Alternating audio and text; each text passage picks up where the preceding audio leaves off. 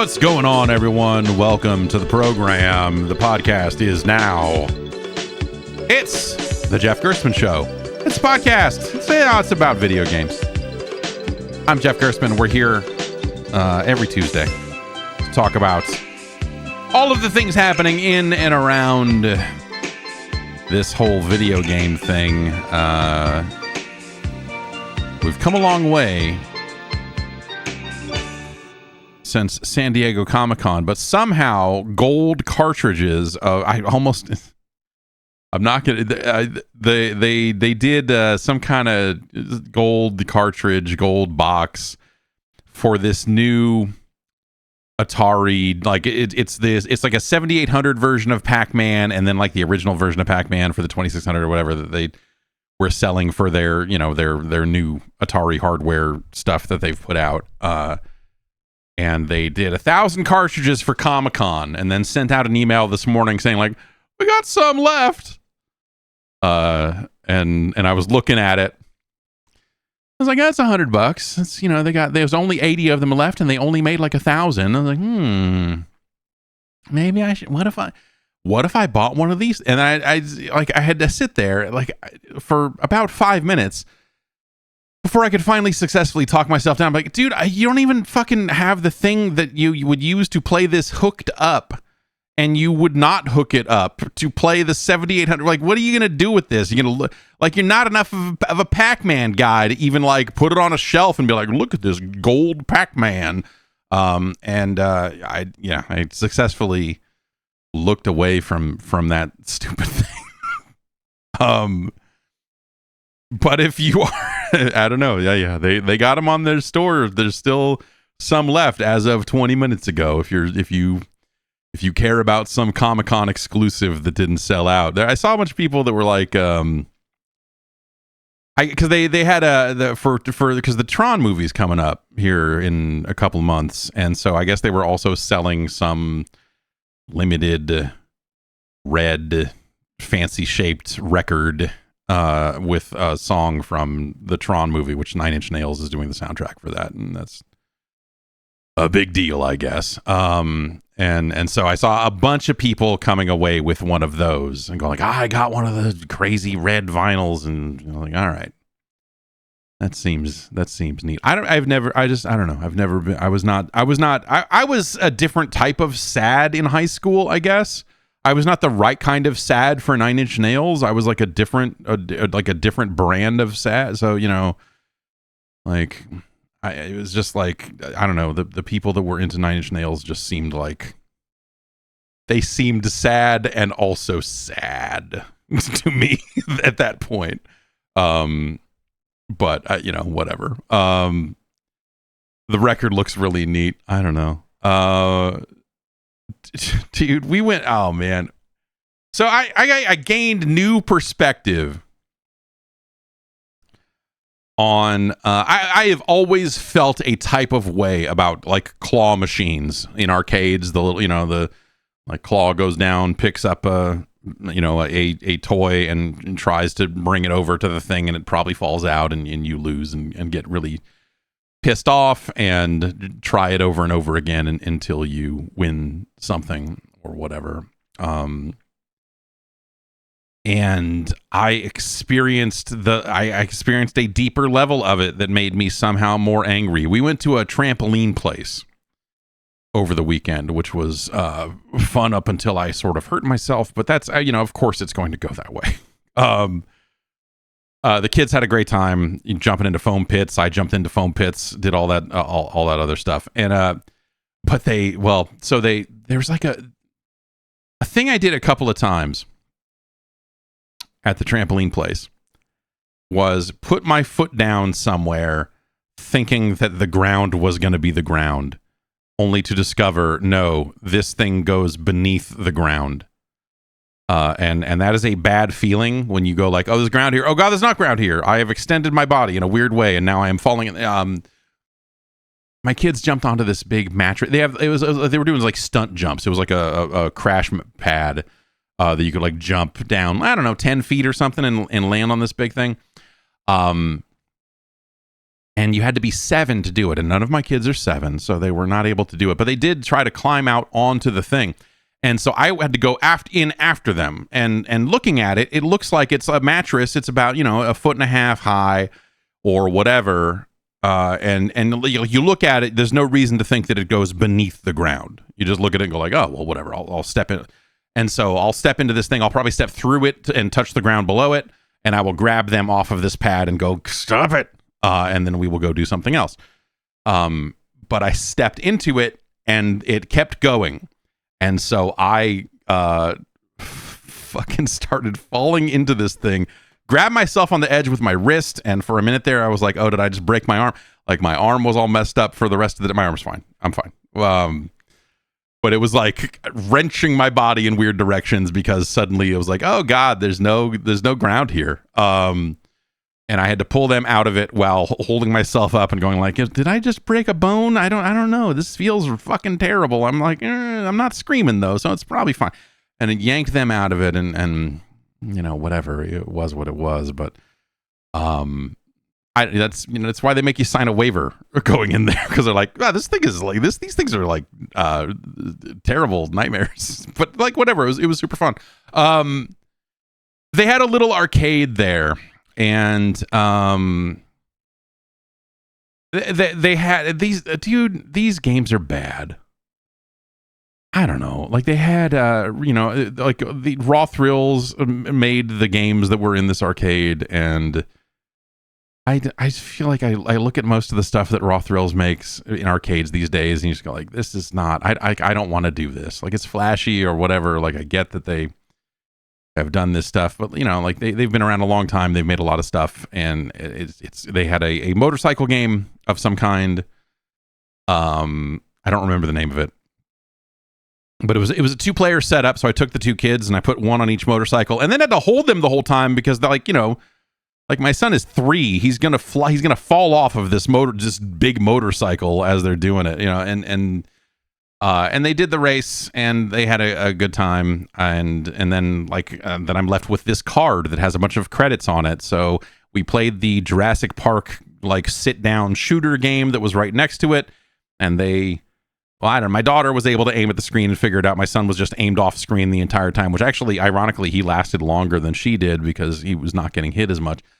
And then I was like, cool, we played the 2 games here. Now let's get out of here, because everything surrounding those 2 games were a bunch of fucking claw machines. But of course, they see the toys in these claw machines and they go, I want to do this. I want to do this. I'm like, all right, well, when am I going to be back here? All right, there's still credits on this stupid card. Well, let's do it. Maybe I can teach them a lesson about disappointment and getting ripped off. Maybe this is the time for that. So I'm like, okay, but you're probably not going to get anything. These things are not built to, these things are built to take your money and leave you sad. So here you go. My son was on a machine that had it was full of like tiny little rubber ducks. And so I swipe him in, he starts moving it around, immediately gets a duck. He got a duck. It's got a little mohawk on it. And he was like, I got a duck. And I pulled it out for him. My daughter, seeing this, immediately goes, no, I want to try. And she runs up to another machine. She's very competitive and will not allow someone to do something unless she is gonna do it too, which has repercussions for her sometimes. I'm like, all right, here you go. Here, do this machine. She does it. She loses. Now, my son has this crappy little duck that he's not that into, but he has a thing. And she doesn't have a thing. And she's very sad about not having a thing. And I'm standing there going like, this is how it happens. This is how they get you. This is the nightmare. This is the claw machine nightmare. I want to find the motherfuckers that make this and murder them. So she says, Daddy, can you get me something out of the machine? I'm like, oh, great. Now I get to like fail 9 times in a row in front of her because of how these things are fucking, God damn it. So I swipe it again and I eyeball the landscape and go, what is on the top here? What's ready to go? What's a thing that I think I can realistically wrap it around? And I go over and I pick up this plush Captain America figure that is much bigger than the duck, mind you. And I win it. So I win it in one try. So the Captain America thing comes out of the machine. I get it. I hand it to her. She is excited about this. What she doesn't even know who the fuck Captain America is. My son sees this and immediately goes, I don't want the duck.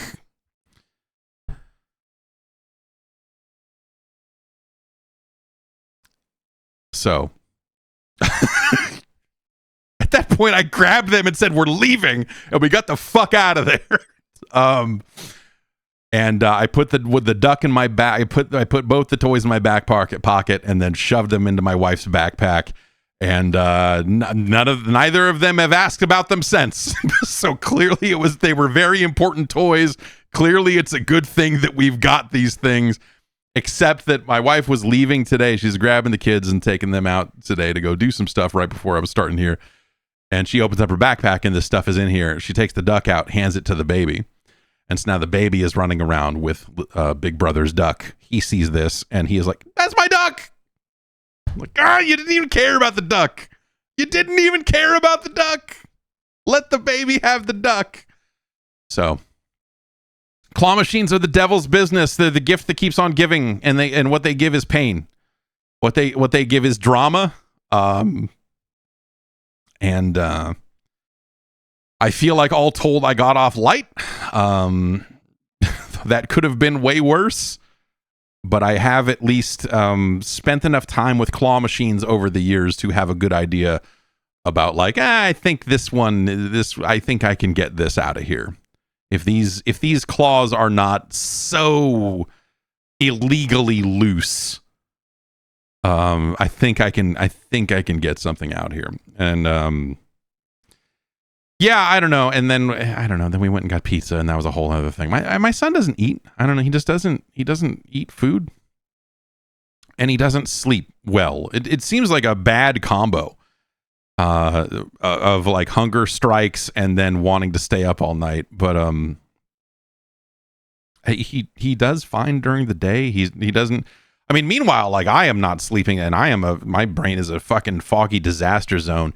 He seems like he is able to function at a 3-year-old level. Maybe that's the thing. Maybe I'm also functioning at a 3-year-old level right now. Who can say? Let's take a break. We'll come back. We'll talk about some video games. They put some fighting game stuff happened. Ken Masters. You heard of this guy? You heard of this Ken guy? They put him in a video game. It's very exciting. It's not actually that exciting. Back in a bit. I don't know about you, but things get busy, around the end of the day. You get kids going to bed and finishing up work stuff and all these other things that fit in the middle. And, it doesn't really always leave a lot of time to eat. And most of the fast options, most of the quick service options for food are straight trash. All these busy schedules and all this other stuff. Factor is a great alternative that can help you eat smarter with tasty chef-prepped meals that are dietitian approved and delivered right to your door. They have more than 65 weekly meals made for how you and I live, with what you can tailor it to what you like to eat, giving you more ways to fit in a real meal wherever the day may take you. That's right. They've got a wide variety right now on the weekly menu. They got some smoky Gouda chicken.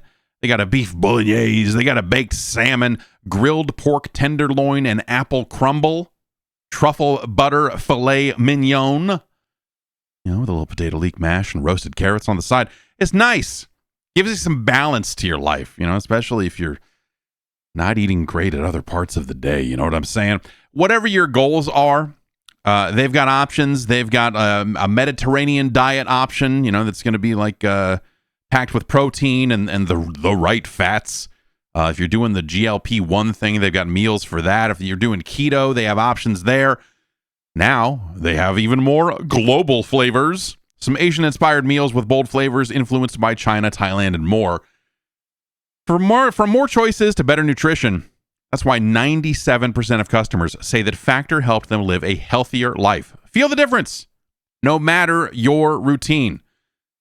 You know, they also have a lot of great add-ons. You know, mainly, you know, their kind of main thing is going to be like dinner, but like they will do like a really nice juice. I've always been a big fan of the juice when it shows up. They do, you know, some breakfast stuff. So, you know, if you're looking for like cheddar scrambles and like things that are super fast to just throw in and get going. If you're doing keto and you need shakes, they've got add-ons for that too. You know, really a lot of different options, you know, depending on, you know, kind of what your food needs are. And it's nice to have like a level of control over this stuff instead of just checking a box that says send me food, you know, and then getting it and going like, oh, well, you know, this looks nice, but I'm not really into this or that. Or you can tailor it to be exactly what you need it to be. And that is very handy. Eat smart at factormeals.com/JeffG50off and use the code JeffG50off to get 50% off plus free shipping on your first box.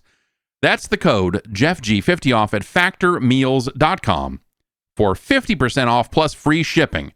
Get delicious, ready-to-eat meals delivered with Factor.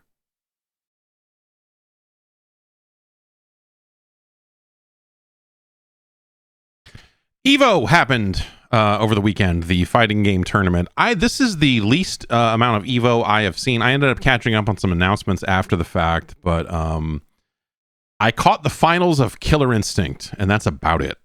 I heard the Street Fighter finals were like over in a blink. Like, sounds like it was a dominating performance. I kind of want to go back and just catch that just to see how crazy it was. But, you know, there were a handful of announcements to go along with the information. Ken, I think they had announced this previously, but they released it. City of the Wolves, the Mark of the Wolves follow-up, has Ken in it now. Street Fighter Ken. Kenneth Street Fighter from Street Fighter 2010, The Final Fight. Ken is here. And it turns out, if you want me to re-download your mediocre fighting game, putting Ken in it is a way for me to do that.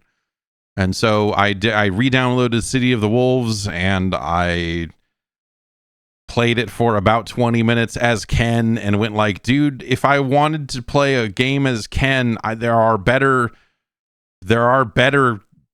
I don't want to play. This does not make me want to play City of the Wolves. And so I uninstalled it again and moved on. But I don't know. Like he looks nice in the game. I just don't think that game is any good at all.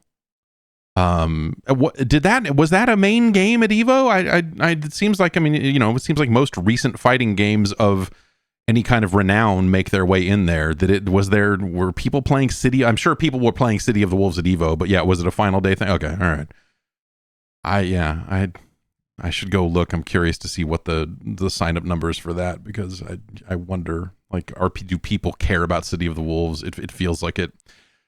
You know, they put it on sale. It feels like that game really came and went. Like early on, like week of release, there were definitely people who seemed to be into it. And the beta, like the the Saudis threw a bunch of money into the prize pot. Yeah, okay, yeah, sure. So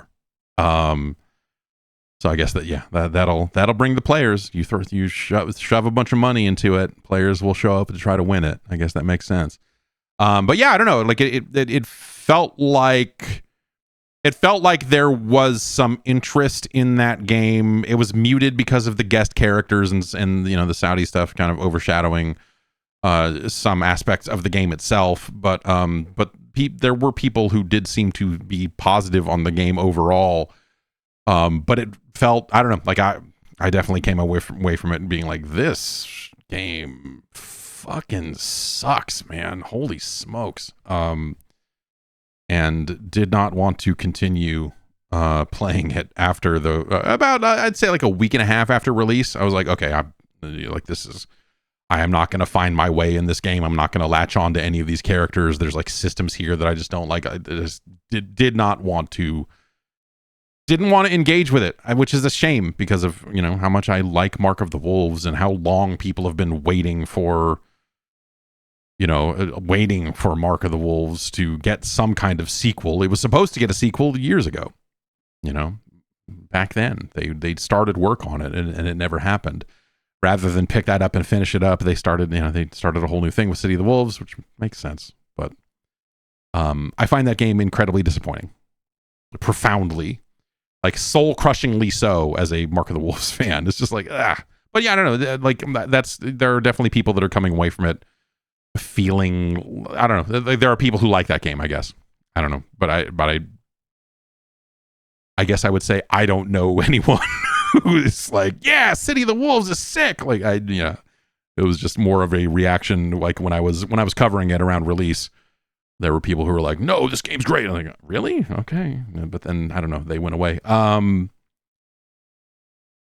I think they spent some time talking about the upcoming Mortal Kombat arcade collection. Or I guess the Mortal Kombat collection. It's not purely an arcade collection. And they talked a little bit about Mortal Kombat Trilogy appearing in that game, which is fun. I don't like MK Trilogy.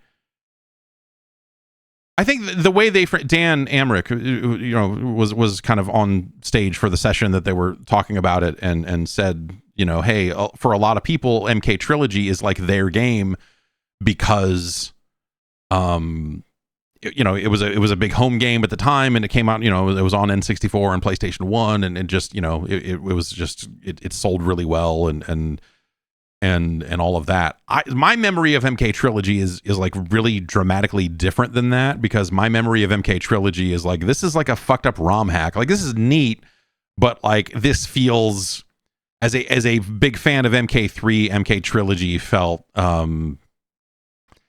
you know, blasphemous isn't the word. It like, but it's like it was like, it felt like a different studio got their hands on Mortal Kombat code, and when, you know, Ed Boon and John Tobias were looking the other way, they crammed a bunch of garbage into it. You know, it felt like, oh, the Mortal Kombat team is off working on something else. Let's cram a bunch of bullshit into this. And so that was always my view of Mortal Kombat Trilogy. You know, it was just like this fucked up thing. And you know, like when you look and see, you know, they redrew a Johnny Cage sprite because that game happened at the time when Dan Pesina was kind of on the outs with that crew, because he showed up in the ads for Bloodstorm or whatever the hell that other trash ass fighting game was. And so there was like a weird, you know, like a fake Johnny Cage in that thing. They didn't give run animations to the MK1 characters, so it was just, they just moved fast, which was like funny. It's like, it's broken, but like it's broken in a really fun way. And so that's going to be in here, and I think that's kind of cool. They're gonna, you know, because it's, you know, a modern machine, like they're actually able to fix the Shang Tsung morphs. That was something that really suffered in that time. CD-based systems and load times and memory restraints always made, you know, Shang Tsung's morphing stuff really fucked up, and you would either have to deal with like horrible load times, or you could morph into your opponent and that would be free from loads, and, you know, or whatever. And so they've done it a few different ways over the years. But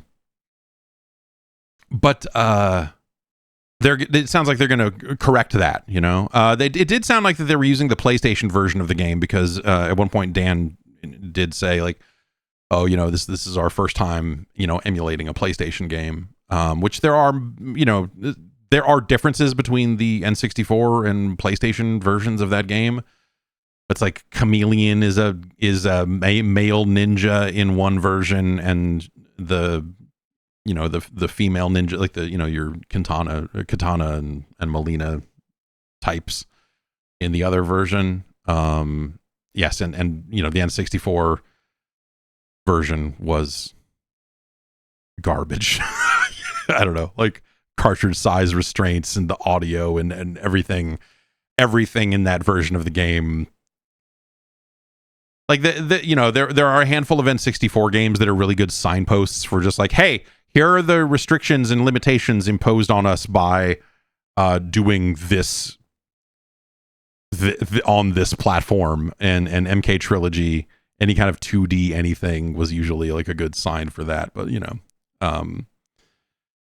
yuck, what a grimy, fucked up game. But I don't know. Both versions of that game, I feel like I reviewed both versions of that game, and I those games feel like mid sixes or something to me. I forget what the score ended up being on those games, but I remember just being like, this is not the stuff they're adding here is not really great. But as part of this larger collection, I do think that's kind of a rad addition. And it'll be fun to kind of go back and experience those games and have like online play in these broken ass fighting games. Like that's a good thing to include here. So they're throwing that in there. Sega showed some footage of Virtua Fighter 6. And it looks really good. Looks really good. I don't know what it looks fantastic. Sarah is in that footage, and so as a Sarah player, I stared at that footage a few times and went like, I want to do this. And just really interesting animations and just kind of very close whiffs. Like they're highlighting these kind of slow motion up close, like, let's tell. Oh, she totally. Well, all right, yeah. Like hands kind of missing,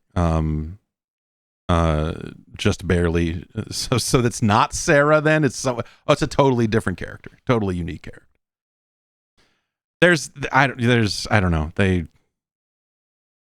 do because the storyline of the lore of Virtua Fighter is such that Sarah is like brainwashed. Like just like what's her face in fucking Dead or Alive. I don't know. Anyway, it was really neat looking footage that you should check out if you have been interested in Virtua Fighter. They also, in the kind of run up to this, they confirmed more about the upcoming multi-platform release of Virtua Fighter 5. They've got this new world stage mode that's like a single player thing that's kind of neat. Or sounds kind of neat from what they've had to say about it so far. I don't know. It's cool to once again live in a world where Virtua Fighter is happening. It's the sort of thing that kind of, as I've said, it's the sort of thing that you feel like it was easy to feel like it was never going to happen again. You're like, okay, Virtua Fighter is done.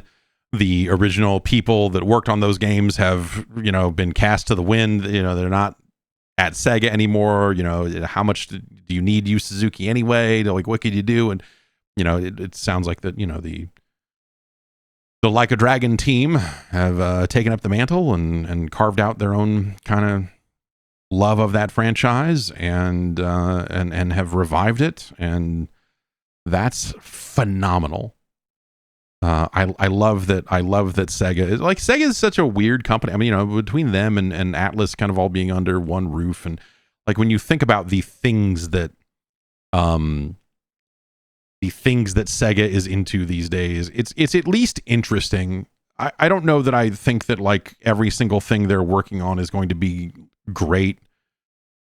You hear about all their like, this is going to be the super game, and we're going to bring back Jet Set Radio, and we're doing a movie based on crazy, like whatever other shit that they're doing. Like it just seems bizarre.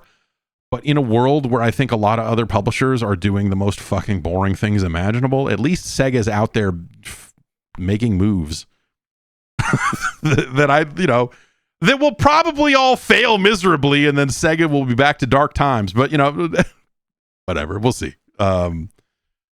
Either way, we'll get a new Virtua Fighter out of all of this, and and then eventually they'll make a new Crazy Taxi, and we'll kind of see how all this is really going to go. But I appreciate that they are at least out there doing things. Yes, the Sonic branded, you get a pair of Timbs, you're gonna get a pair of fucking Sonic branded Timberlands. You're gonna track down a pair of those. I'm not.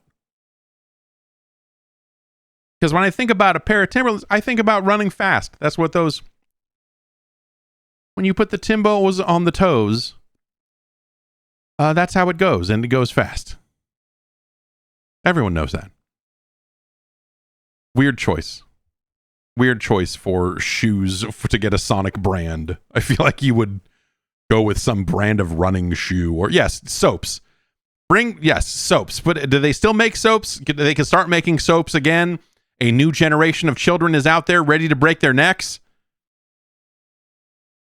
We need soaps.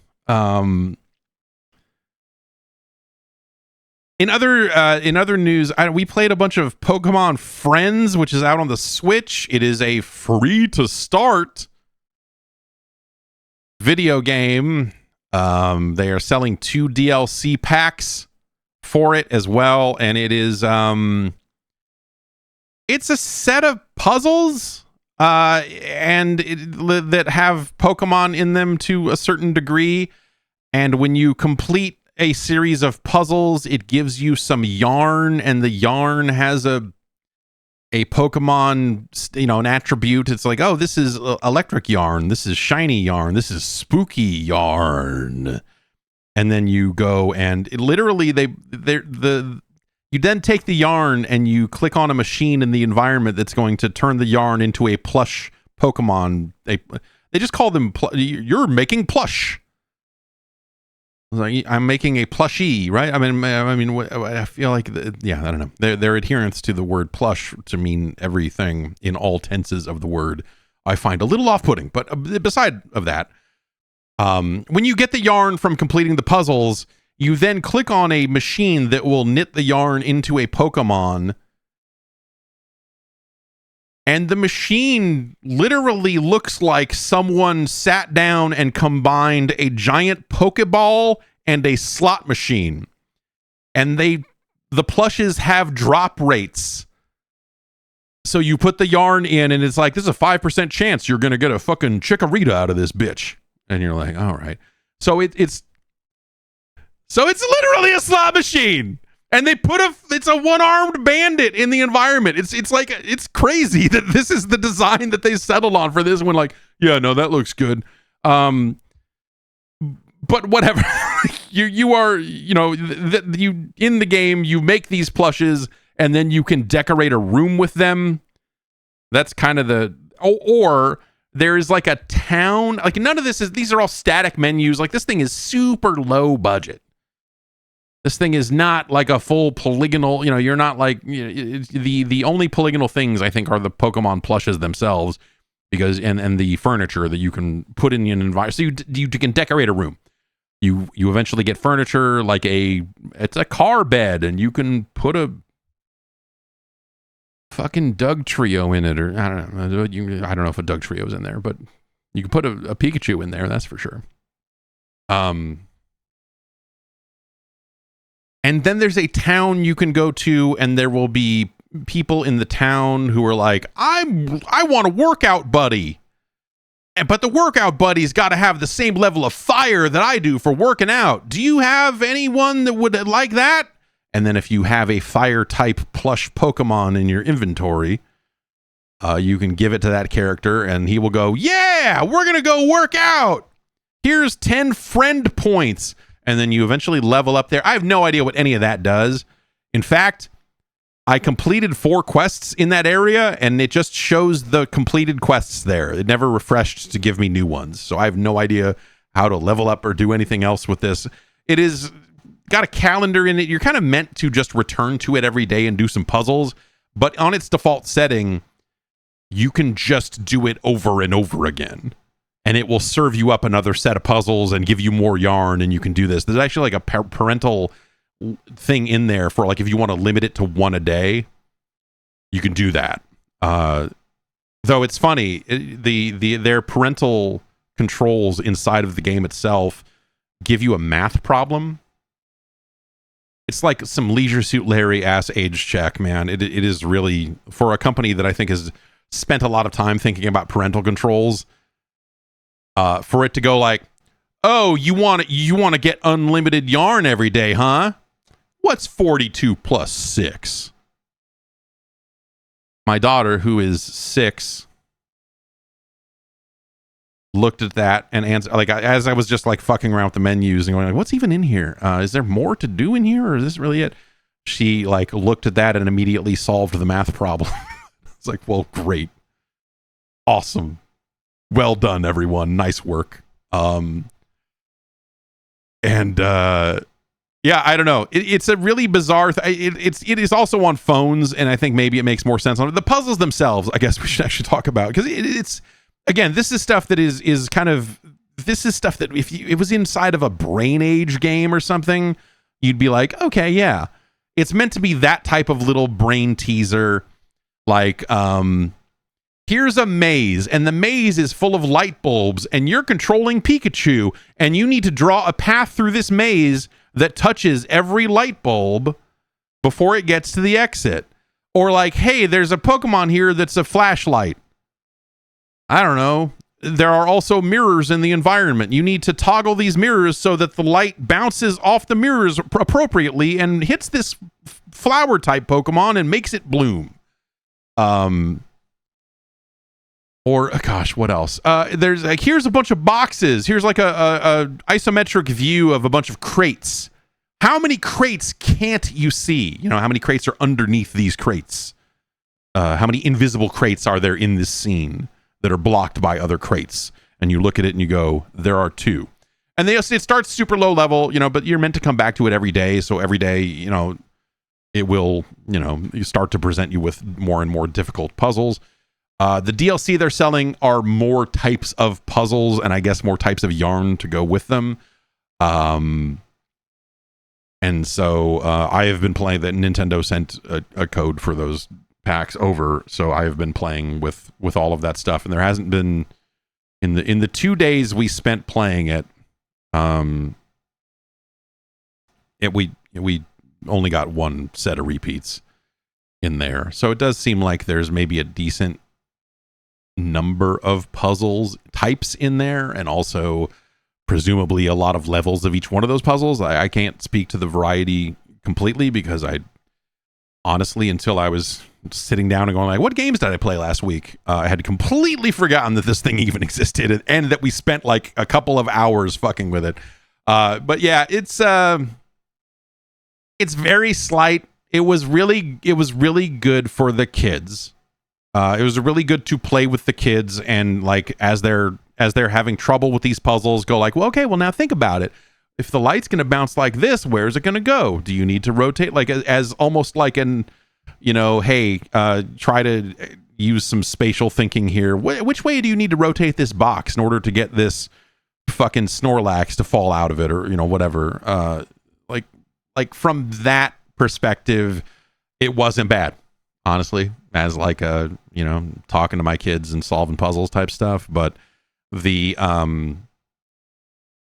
room decoration stuff feels, and annoyingly, the room decoration stuff is it gets in the way, because if you're doing a quest in town and someone goes, hey, do you have a fire type? If you have one, but it's deployed in your living room, because it's sitting on a shelf in your living room instead of in your inventory, it won't know that you have one.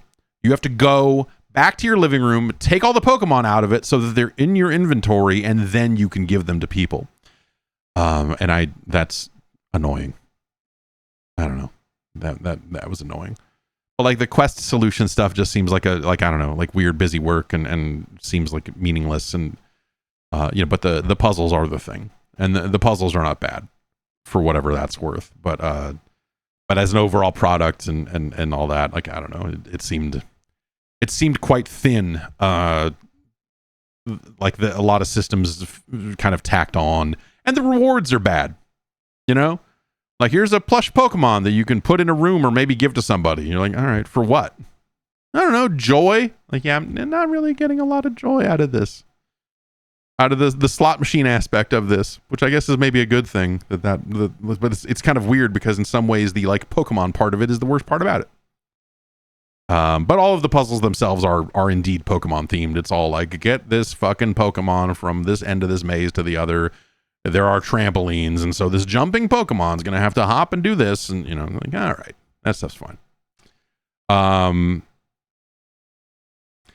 And also Eartheon came out. This is a Genesis game. I've been playing a little bit of it. It's a scrolling space shooter.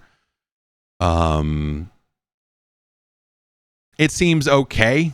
It seems okay. Sounds like Yuzo Koshiro used a bunch of AI stuff while he was developing this game, which is kind of a bummer. But the game itself is interesting, and it is a Genesis ROM, which is kind of neat. It's not, you can't just pull it out of there directly. You got to jump through some hoops to do it. But yeah, that's out now as well. Let's take one more break and we will get into the news after this. Where's the thing? Here's the thing. No one really plans for like hair loss. But with Hims, you can take the next steps with confidence. You can access treatments made with clinically proven ingredients like finasteride and minoxidil to stop hair loss and regrow hair in 3 to 6 months. No waiting rooms, no hoops, just ingredients with a track record of results delivered right to your door. That's right. Hims offers convenient access to a range of prescription hair loss treatments with ingredients that work. They got chews, they've got oral medications, they have serums and sprays. Whatever's going to be best for you, they've got it, man. They're doctor-trusted, clinically proven ingredients. Again, finasteride, minoxidil, stuff that can stop hair loss and regrow hair in as little as 3 to 6 months. And you don't need to go out of your way to do this. Hims will bring that expert care straight to you with 100% online access to personalized treatments that put your goals first. There's no hidden fees, no surprise costs, just personalized care on your schedule.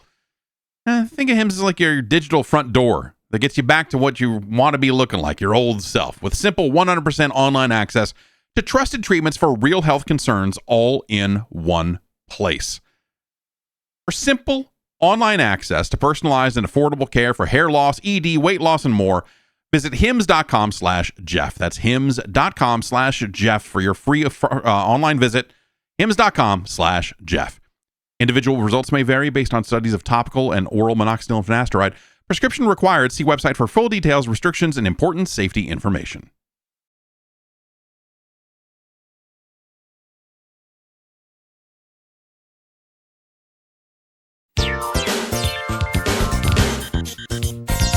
The PlayStation 6. It feels it feels bad coming out of my mouth here in the year 2025. But here we are. There's a story going around talking a little bit about some specs and early potential information about Sony's next round of hardware. Kotaku has a pretty good write-up of it, but a lot of this is sourced from a video on YouTube from a channel known as Moore's Law is Dead, which you may remember. Moore's Law is Dead was the YouTube channel that sprung up with a bunch of leaked information about the PlayStation 5 Pro from their dev portal. The documents looked a lot like sounded a lot like dev portal documents at the time. So with that in mind, there's probably some,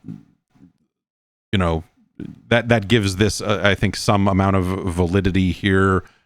But obviously we're talking about something that at the earliest would probably not hit until, 2027 or something like that. And so obviously, a lot of these plans are still in flux, though here we are in mid 2025, they're probably going to start to try to lock some of this stuff in.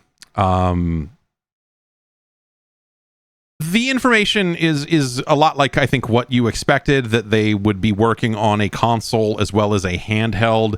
A lot of this is a lot of this is kind of like power and spec information presented in a way that, unless you are ready to receive it, is not going to mean a whole lot to you, you know. But basically, you know, what he's saying here is that the code name for PS6 is Orion, and that Canis is the handheld.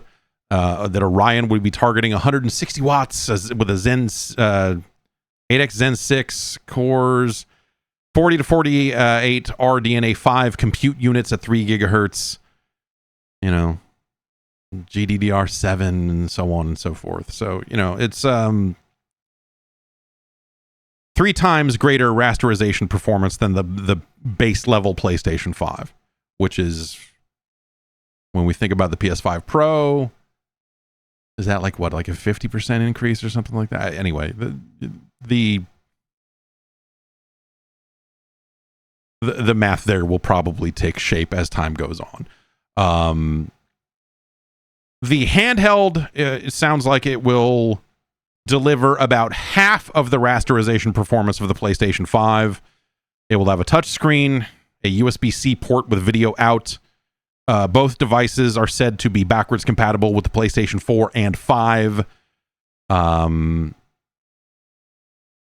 you know, speculation from Moore's Law is Dead is also a heavy part of this as well, kind of interpreting the numbers.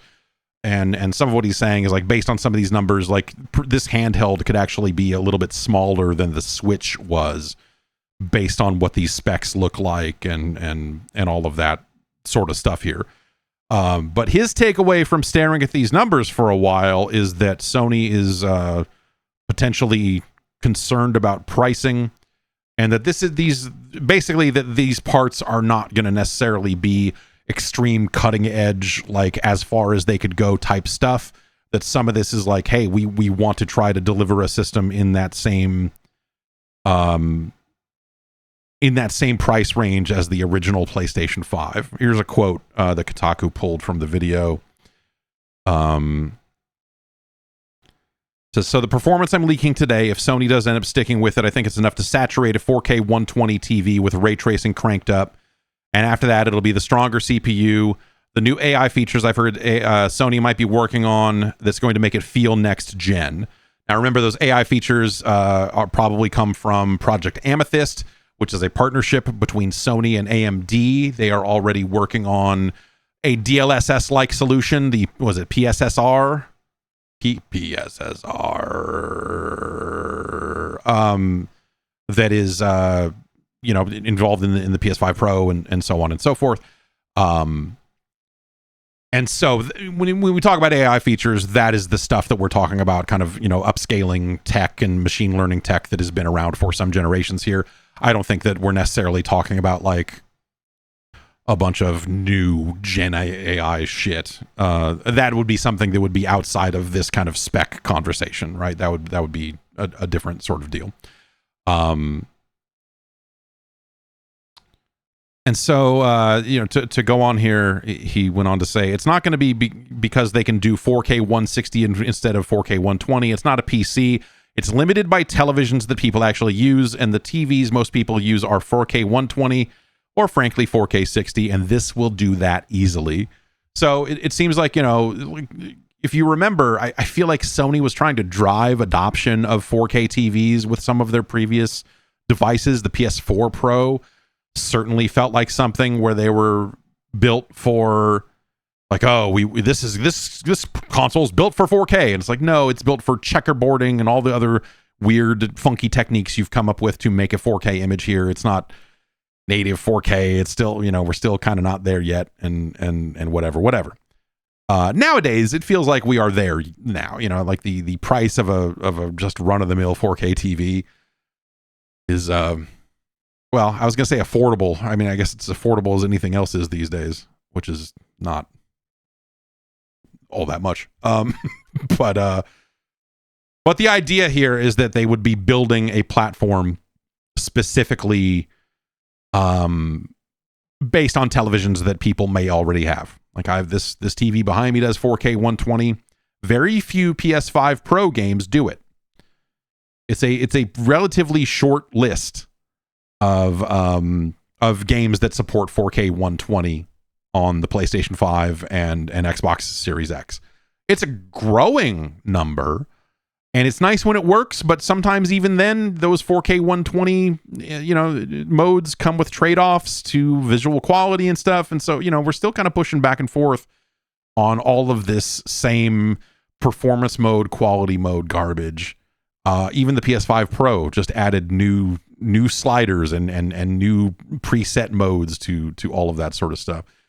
I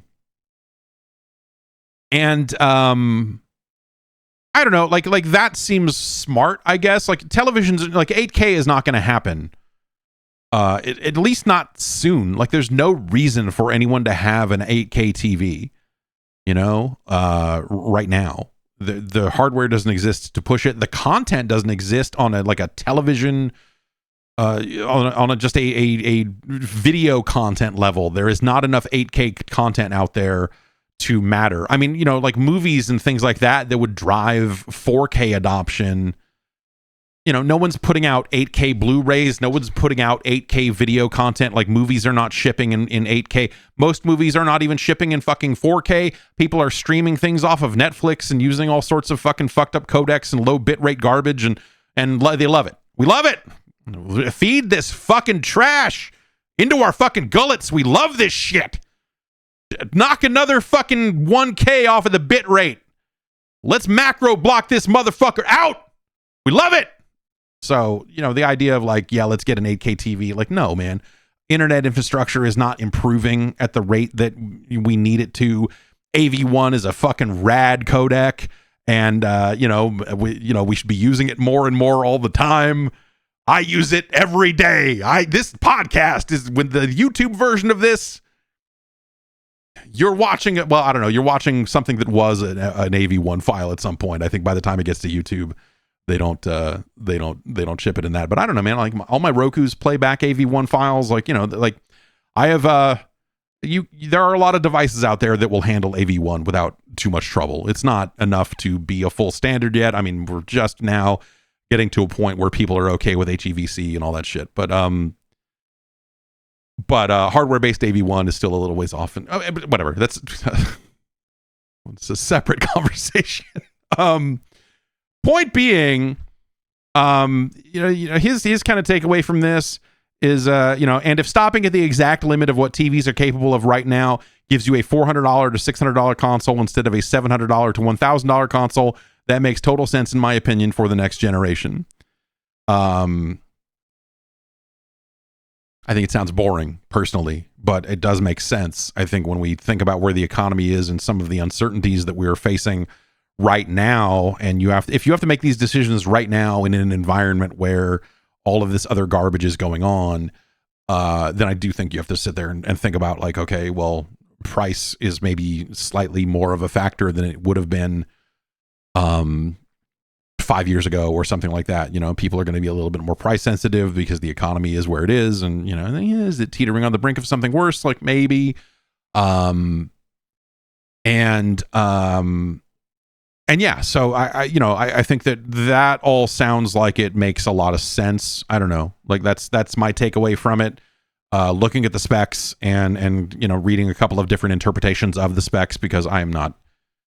I can read these numbers to a certain extent, but I'm not that dude. I think the idea of trying to find a console that's affordable, especially in the face of, I think the PS5 Pro is a, I was going to say failure, but I think it's more like a missed opportunity because of the pricing situation and everything else. I think a $750 console is foolish. Like even as a high-end look at this fancy thing, I don't feel like the games have been the differences when you go and watch the breakdowns about here's what a PS5 Pro looks like and here's what a base level PS5 looks like.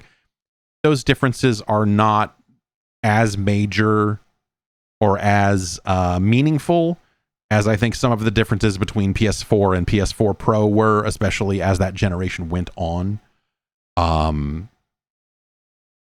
developers, for one reason or another, don't feel like they're always taking full advantage of some of these platforms' capabilities to begin with.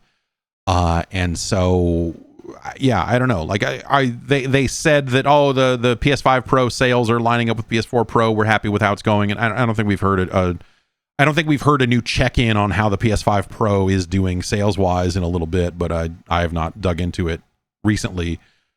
But ultimately, like, you know, the Pro feels like something that that they committed to a while ago and followed through. And much like PSVR 2, it feels like something that they committed to at a time when things made sense in a different way, and then the market changed around them, and they still went ahead and did it. And it's kind of just diminishing returns, I think. And I don't mean that to say, like, you know, like I think if you want the best console on the market, if you want the most powerful console imaginable, that is currently it, right? I'm not saying it's like that it's nothing, but it doesn't seem like, you know, and I'm talking about more than just me here, because, you know, I tend to compare everything to a much more expensive PC, which naturally that's going to look very different. But it doesn't feel like people are coming away from the PS5 Pro wowed, or like, yes, I'm satisfied with it. You know, it's just kind of like, oh yeah, I guess this runs a little bit better. And yeah, okay, you're telling me that the ray tracing is bumped up, and I looked at this picture, and, you know, you're right, these windows are a little bit more reflective. I'm running past them, it's the same, so, you know, hey, whatever. But at the end of the day, it's like they say, Moore's Law's dead. And so I, you know, like, with that in mind, I think it's really hard for me to wrap my mind around a PlayStation 6 right now, because I just, like, do you need that? I mean, if you can get something that's more powerful and you can price it in that same $500-ish sort of slot that the base level PS5 was in, then I say go for it. By the time we're talking about, you know, this stuff coming out, which, you know, couple years, right? Probably a couple years at minimum.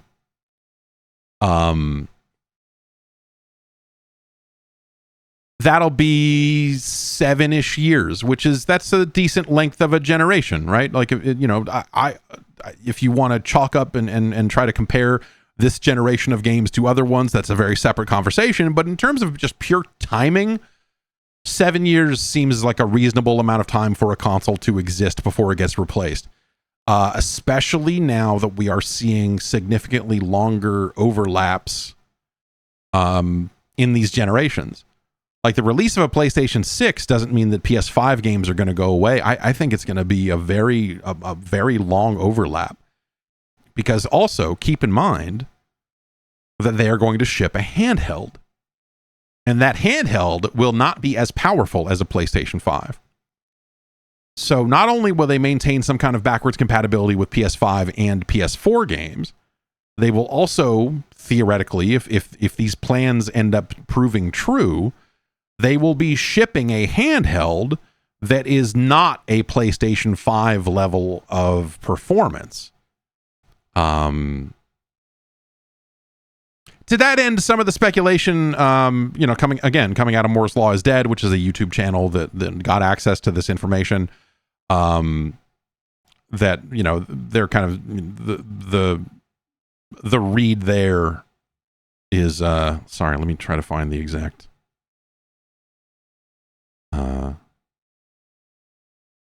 the read there is that, you know, this is a sort of thing that could potentially be priced similarly to a Switch 2. If we're talking about something that is less powerful than a PlayStation 5, we're entering that same kind of bracket, that same basic power bracket of a Switch 2. Which, you know, if they end up having something that is that attractive? If Sony shipped a PlayStation console, let's, you know, take some of the ecosystem conversations out of it, because I think that clouds a lot of stuff. But just like raw, just like dollar for dollar, if Sony had something on the market that was slightly more powerful than a Switch 2, for something around the same price range.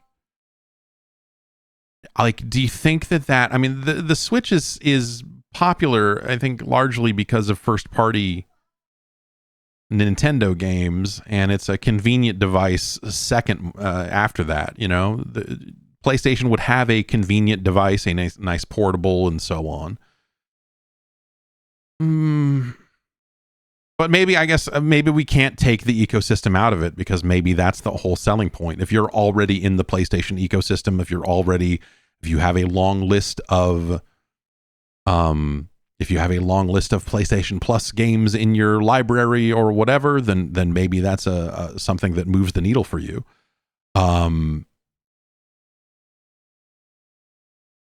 But yeah, I don't like that. Again, that's something that feels like it probably matters a lot more worldwide. That's something that, because of the way things have gone in Japan and interest level in the Switch there, and some of the console stuff that's been happening over there, that maybe that's where a portable PlayStation probably really, really, really, really shines, is in a market like that. The rest of the world, like, it probably does fine.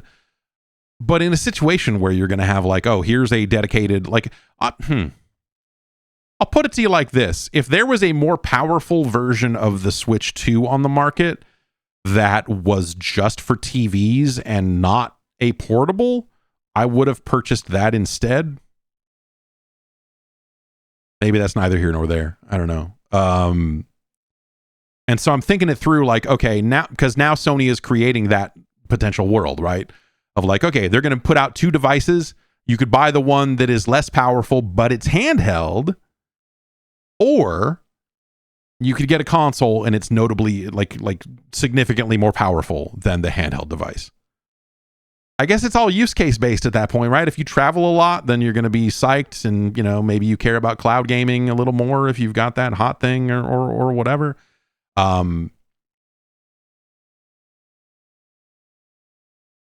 We'll see.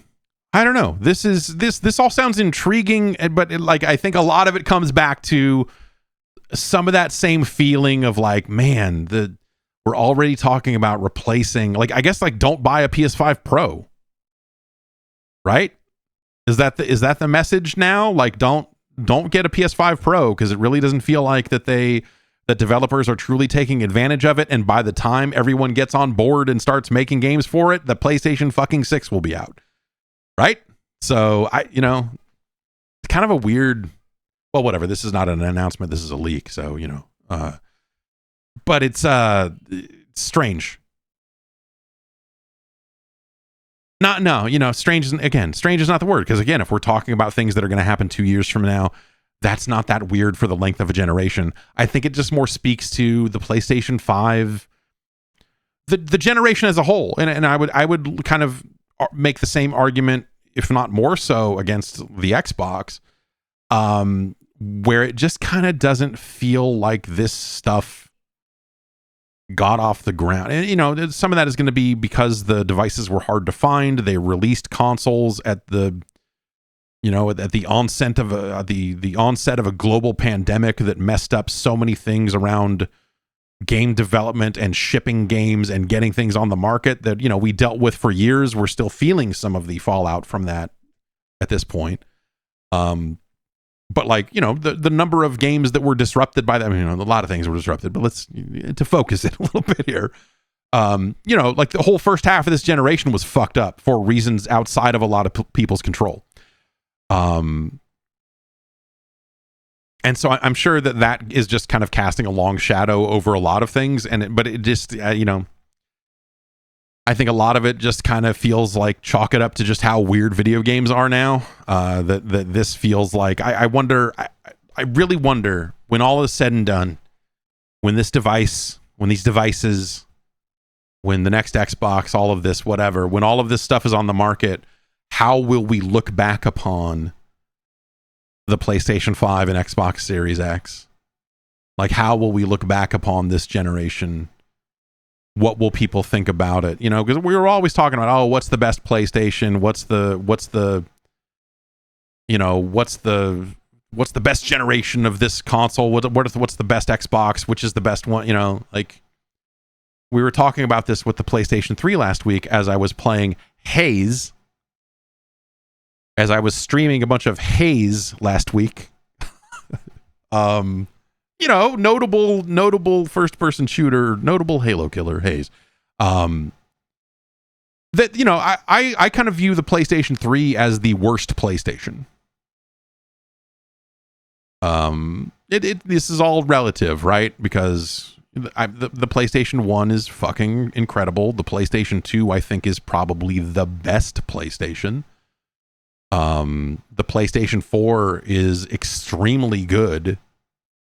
And the PS3, you have a bunch of like third-party ports that ran really fucked up and did not run super well on that platform compared to the competition. And by the time they solved all of that, it was time to move on, right? Do you think, when all is said and done, will the PlayStation 5 end up being the worst PlayStation? I feel like it's in the running. Because again, I don't think the PlayStation 3 is really all that bad. Again, we're talking about like a lot of big games came out on the PlayStation 3, you know, the Uncharted franchise and all that other stuff. Like a lot of things happened on PS3. You know, it's easy to kind of like sweep that under the rug and forget about it. But, you know, the controllers are terrible. The PlayStation 3 is, you know, like the yellow light of death, like the various things that kind of happened along the way with the PS3, their choice of architecture and what developers felt about it then, the lack of trophies early on that got added in, the way PSN worked, and a lot of the other stuff there, like, you know, the sort of things that happened. But yeah, yes. Rock in the Chat says, I'm sorry, but the PlayStation 3 literally had The Last of Us. Sure, the beginning sucked, but it continued on forever. Yeah, I mean, the PlayStation 3 is with us every day. Every day a new re-release of The Last of Us comes out, and every day the PlayStation 3 is forced back in front of your face yet again. It's exciting. But yeah, I don't know, like whatever. We can talk about that in a couple of years, I guess. But it's just weird to think about, because the PlayStation 5, and it's a very capable device. I don't necessarily, like, we talk about worst PlayStation. It's not because the console is bad. It's not because the console is weak and doesn't work well, or, you know, like, I think the controller that they've hit upon here is quite good. If not their best controller, then maybe their second best. But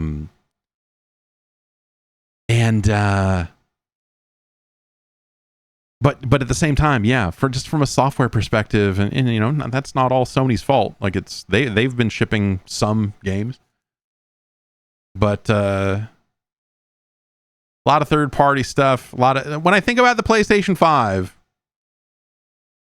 I think about, like, and I don't know why these are the first two games coming out of my mouth here. I think about Gotham Knights. I think about Suicide Squad. You know, I like, for some reason, like, those are the sorts of games that come to mind when I think about this console generation, you know? Like the letdowns, the big, you know, just like, oh, okay. Like, there's just sort of a lot of stuff along the way that stank out the joint. Redfall, yeah. I mean, you know, yeah, open it, Conquered, you know, open it up to, you know, kind of both major yeah, Godfall. There you go. The Godfall generation. Jesus Christ, fucking Godfall. And you know, like the backfill, the games that, not, you know, because every generation is going to have its big landmark tentpole games, right?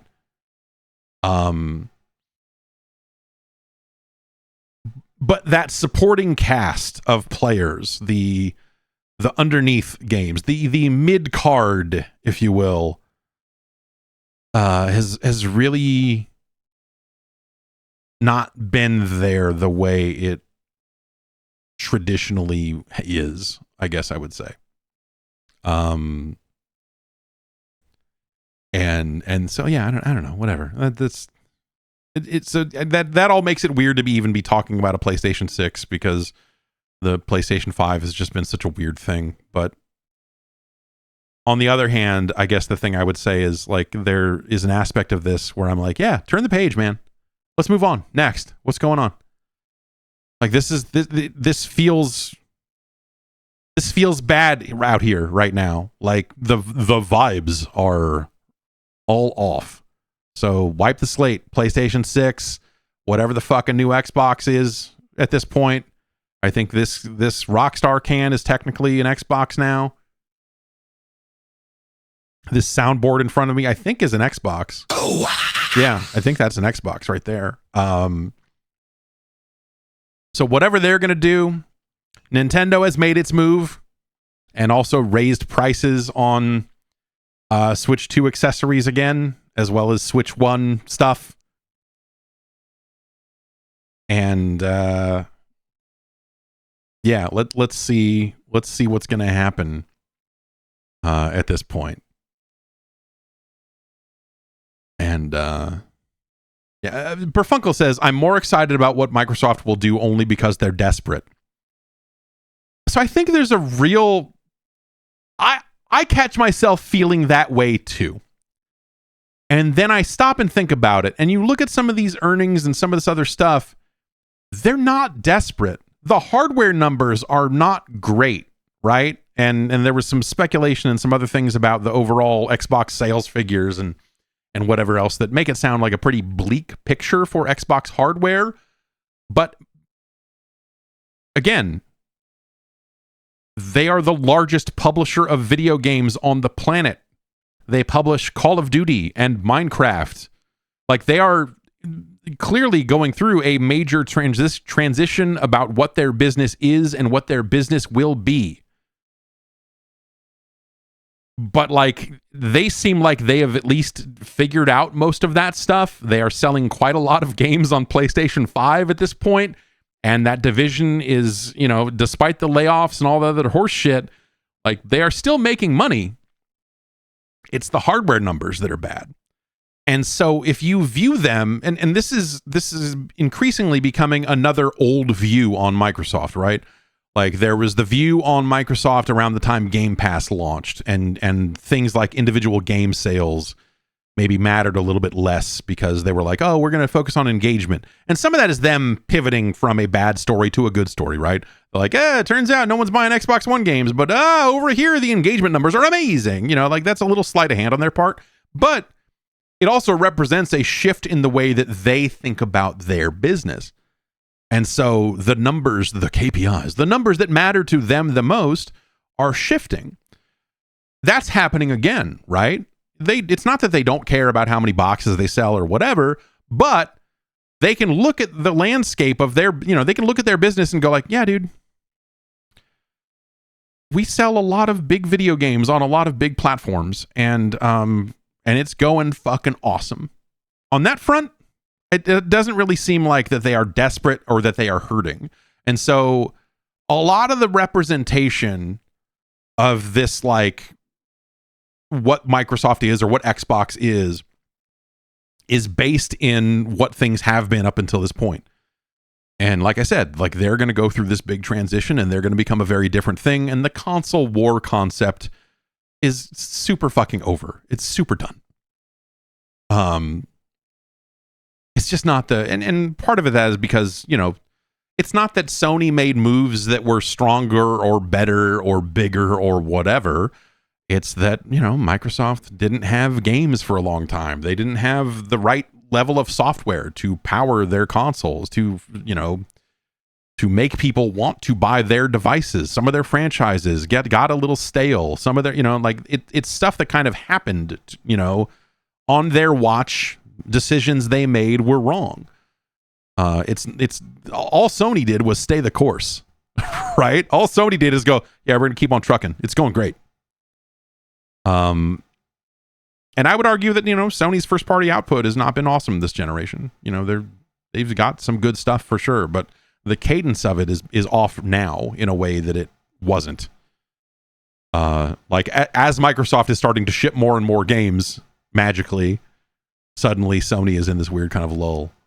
And so that's why I kind of say they'll both kind of end up in similar places. We saw that Sony was looking to hire we talked about this last week, but that Sony was looking to hire for more kind of multi-platform stuff. I think that is stuff that, again, because of the nature of Xbox and because of the future of Xbox and whatever that means, that's going to be more about Sony putting their games onto Switch 2 and more about Sony, probably putting even more games on PC. And if that means Xbox instead of PC or in addition to PC or whatever, we'll see what happens when Microsoft fully reveals what their plans are, right? But Sony's spending so much money developing its big games, it's going to want to put those games everywhere, and so even with this PlayStation 6 plan of we're going to have our own handheld, I would not be shocked to see some games still appear on the Switch too. Even in a world where they're trying to ship their own handheld and do their own stuff, I think there are enough Switch 2s out there that they're we gotta, it doesn't need to be day and date because we'll hold that for our best customers or whatever. But somewhere down the line, whether it's 6 months, whether it's a year, whether it's 90 days, it makes sense for us to put these games where players are because ultimately they're here to make money. And the PlayStation brand survives regardless of that, I think. So anyway, I don't know. It continues to be a fascinating time in gaming, I guess, is where we're at on a lot of those things.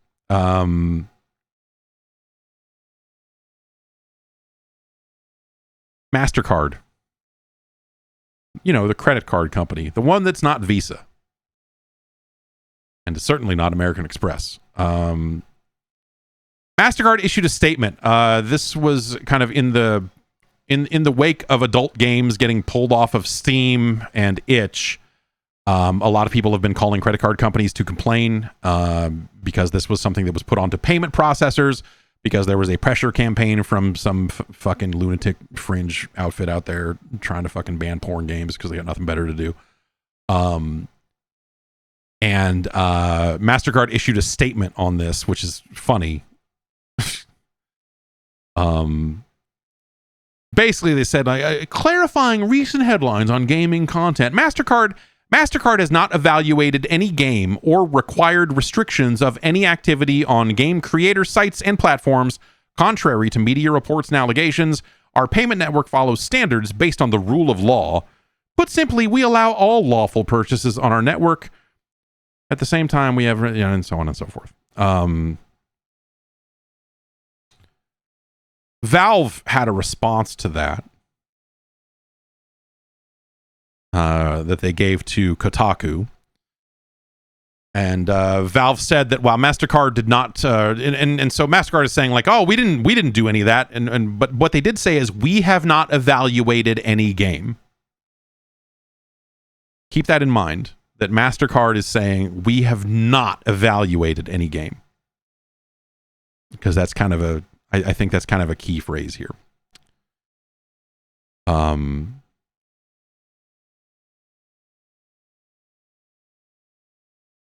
So Valve has said, while Mastercard did not communicate with it directly, concerns did come through payment processor and banking intermediaries.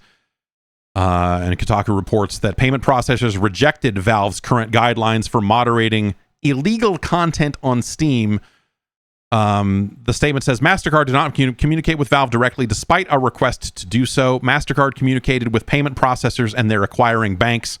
Payment processors communicated this with Valve, and we replied by outlining Steam's policy since 2018 of attempting to distribute games that are legal for distribution.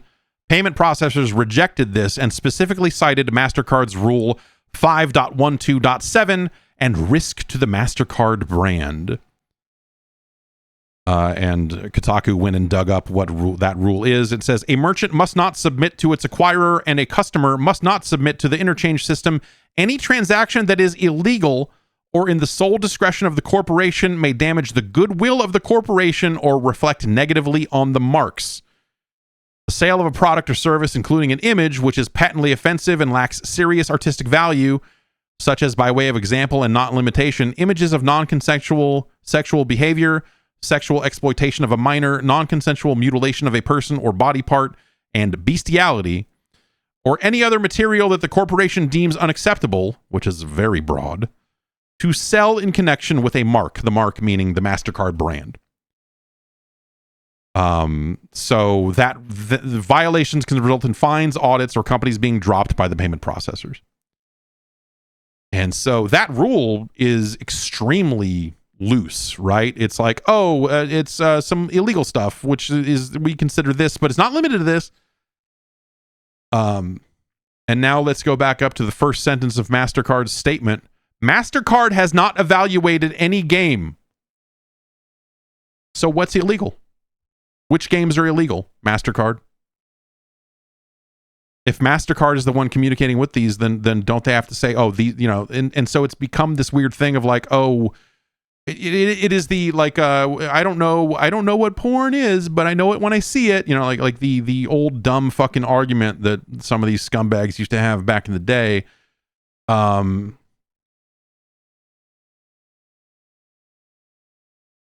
And so this is a fucking mess. This has been a mess for a long time. This has been like payment processors and adult content and all of that have been a very touch and go kind of relationship for a long time.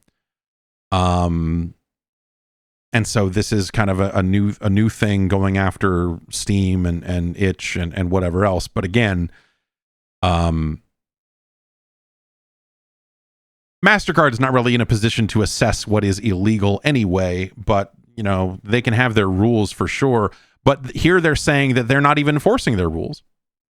Basically, they're saying like, we're following the rule of law. What law? Which law? Which laws? Which rule of law in what country? In what municipality? Like where are these laws on the books? What's the actual thing here? Who determines what is artistic value and what isn't? Right? Like that, it comes back to that same argument of like, what is obscenity? What is obscene? And what is art? This is what Luther Campbell, Uncle Luke of the 2 Live crew had to deal with when they arrested him and the rest of the 2 Live crew for performing. And so, is Mastercard going to be the company that at the end of the day is the end all be all that decides what is art and what isn't? Do they want to take that on and say legally this is art, legally this isn't? I don't think so. I don't think they actually want to do that either. So this is, this is a mess. This is a slippery slope into some really fucking nasty fucking shit.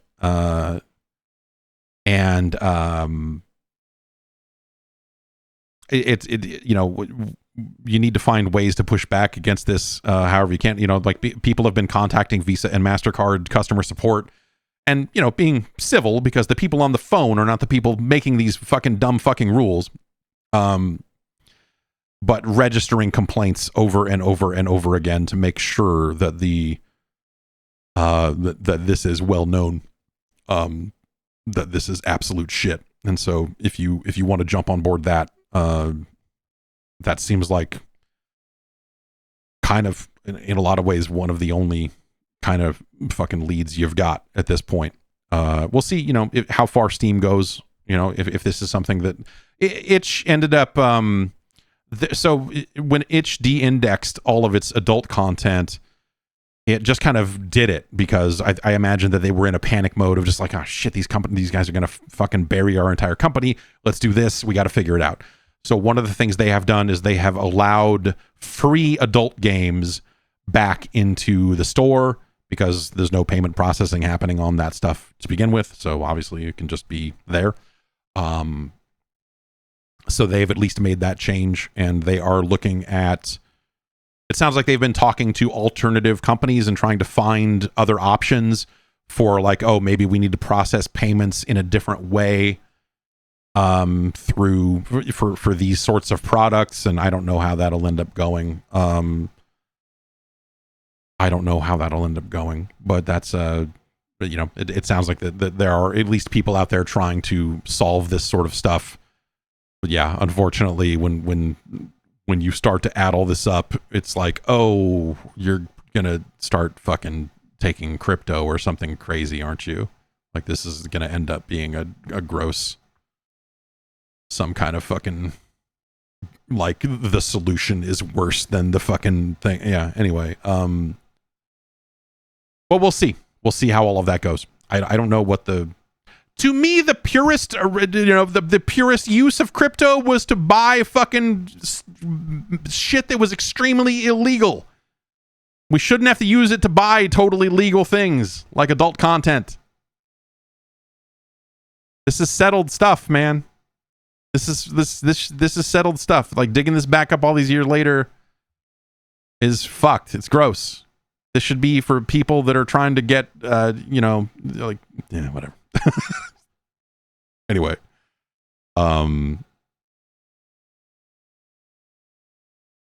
it's frustrating. It's very frustrating that this is happening. This shouldn't need to happen, but here we are. Let's take our last ad break, and we'll come back and talk about the rest of the news. It's fun to have fun in the sun. That's right, summer. It's a good time. Sunshine, road trips, beach days, barfy burgers, girls. But can we be honest here? It also means, there's going to be a little sweat going on. And if you're not wearing the right underwear, that gets real uncomfortable real fast. And that's why you need MeUndies. Their micro-modal fabric is legit magic. It's super soft, it's breathable, and it somehow stays cool even when it's 90 degrees out and your air conditioner is losing the battle. They have a wide variety of things for you. They've got briefs, they've got boxers, they got little cheeky little cuts, they have bralettes, you name it. Summer prints that are fun, tropical vibes and popsicles, and all that sort of stuff. Your underwear drawer, it deserves a vacation too. MeUndies has a cut for everybody with 20 different styles and 100 different colors and prints. And the MeUndies signature super soft micro-modal fabric is breathable, stretchable, extremely comfortable, making it ideal for all-day wear. If you're the type of person that needs to wear underwear all day, these are the underwear. These underwear will be with you. They will be breathable. And they have a special breathe line that has moisture wicking and anti-odor technology, which is perfect for working out or, just if it's these sweltering crazy days, just trying to keep a little cool. They use sustainably sourced materials. They work with partners that care for their workers. And if you're not happy with your first pair of undies, it's on MeUndies. They have sold more than 30 million pairs, and they have 90,000 five-star reviews. MeUndies are an essential summer must-have for every drawer. As a part of this, they sent me a few pairs of these, and I've been rocking some MeUndies undies, about half the week, and they didn't send me like 2 weeks worth or anything crazy like that, or a week, or but off and on. So I actually have been feeling the difference in a very specific way. And when I just reach into the drawer, pull out a pair, it's like, oh yeah, it's okay. These MeUndies pair. This is going to be a better day than some of these underpair. I think, long story short, this probably goes for a lot of us. I need to throw out about 2/3 of my underwear drawer and buy some new stuff. Like MeUndies. Right now. You're within the sound of my voice. You can score sizzling summer deals like up to 50% off at MeUndies.com/Jeff and enter the promo code Jeff. That's MeUndies.com/Jeff with the promo code Jeff for up to 50% off. MeUndies, comfort that's made for summer.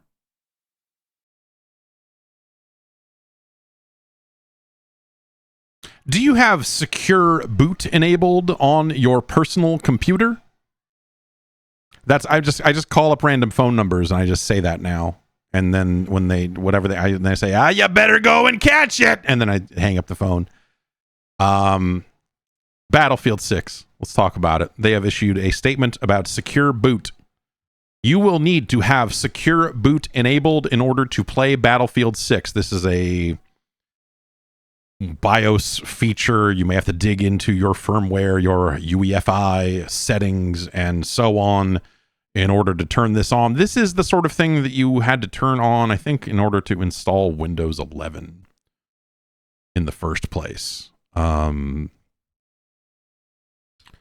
they have said that that Battlefield will not run unless you have secure boot enabled. They put up a page on their site trying to justify this move and saying, as part of our ongoing commitment to positive play in Battlefield, secure boot is a requirement to play Battlefield 6 on PC. This supports the need for enhanced security while playing and utilizing new anti-cheat features in Battlefield. As anti-cheat developers continue to evolve their tactics, we're stepping up our game too. Requiring secure boot provides us with features that we can leverage against cheats that attempt to infiltrate during the Windows boot process. It also lets the Battlefield positive play team, positive play with capital P's, sounds like the most fucking porn. Like, this sounds like some group grope ass, like, we are going to the bathhouse, we are going to engage in some positive play. And like, it's and I'm all for it. Like, but it is extremely fucking kinky of them to talk about, I don't know, the way they keep talking about positive play. So congratulations to them for naming a team that on Battlefield. They say that enabling things like the TPM will help stop kernel level cheats and rootkits, memory manipulation and injection, spoofing and hardware ID manipulation, virtual machines and emulation, and tampering with anti-cheat systems. And any attempt to access Battlefield 6 without secure boot enabled will result in a prompt indicating its necessity. So I'm guessing, like when you think about the minimum system requirements for Battlefield 6, it's probable that their minimum specs are going to likely, it's a generation of CPU and a generation of motherboard to go with it, where it's probably more than likely that you're going to have that already on your motherboard. This is some stuff when Windows 11 was coming out, there was a lot of like, oh, you got to go turn on your thing, or oh, you can spend $10 and plug a TPM module into your motherboard and do it this way, or there was like a bunch of shit around that, and a generation of PCs were kind of left in the dust, and still are, because I think an OS is a different thing than a video game in terms of system requirements and whatever else. But I'm guessing, and let me look here. Let me look at the Battlefield 6 store page on Steam and see if they've posted specs. Intel Core i5 8400, Ryzen 5 2600, 16 gigs of RAM. It's probable. I think if you have that CPU is probably, new is a weird thing, but like it is new enough that it's likely that you're going to have a TPM. They do include that in the system requirements. Additional notes: TPM 2.0 enabled, UEFI secure boot enabled, HVCI capable, VBS capable. So I'm guessing that this means that you're not going to be able to play Battlefield 6 on a Steam Deck or in any kind of Linux environment, since that's exactly the sort of stuff that they are trying to stop. Which is frustrating, but I suppose predictably so. I wonder if this is something that is going to carry over into other games, because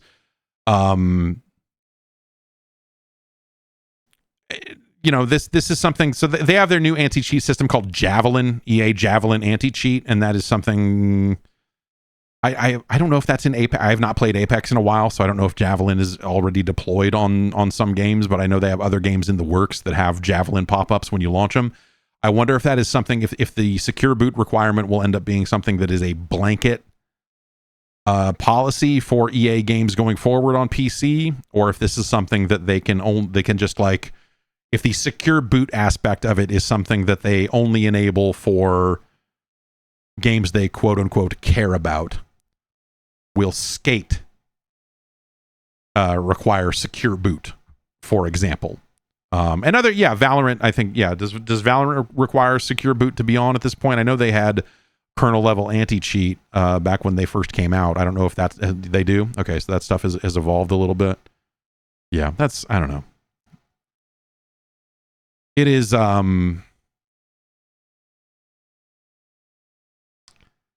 yeah, I don't know. I've had secure boot enabled for a long time, and I actually I ran the open beta client earlier this morning after installing it, and it launched, so I assume I am good to go.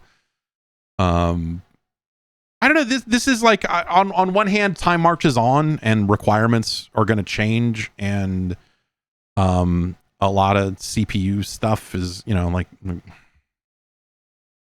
but I this stuff also sucks. I think that this stuff is annoying and frustrating. The Stewie in the chat here says, no TPM for me. They came out like a week after I bought this motherboard. Yeah, there's always something, right? But yeah, there are going to be people that are in that kind of lurch of like still running a Windows 10 machine, and so they don't necessarily need to have this stuff in order to boot the OS. That will then also be stuck out here on some of these games that are starting to require it. I like that in the EA system requirements, they just have this like blanket form that they're filling out here that makes this longer than it needs to be. Sound card, no recommendation. VR support, not supported. Like, okay. They're only, even the recommended spec is only recommending 16 gigs of RAM. And like, these are, I mean, the specs for recommended, like not the minimum spec, but they're recommended are actually like not crazy.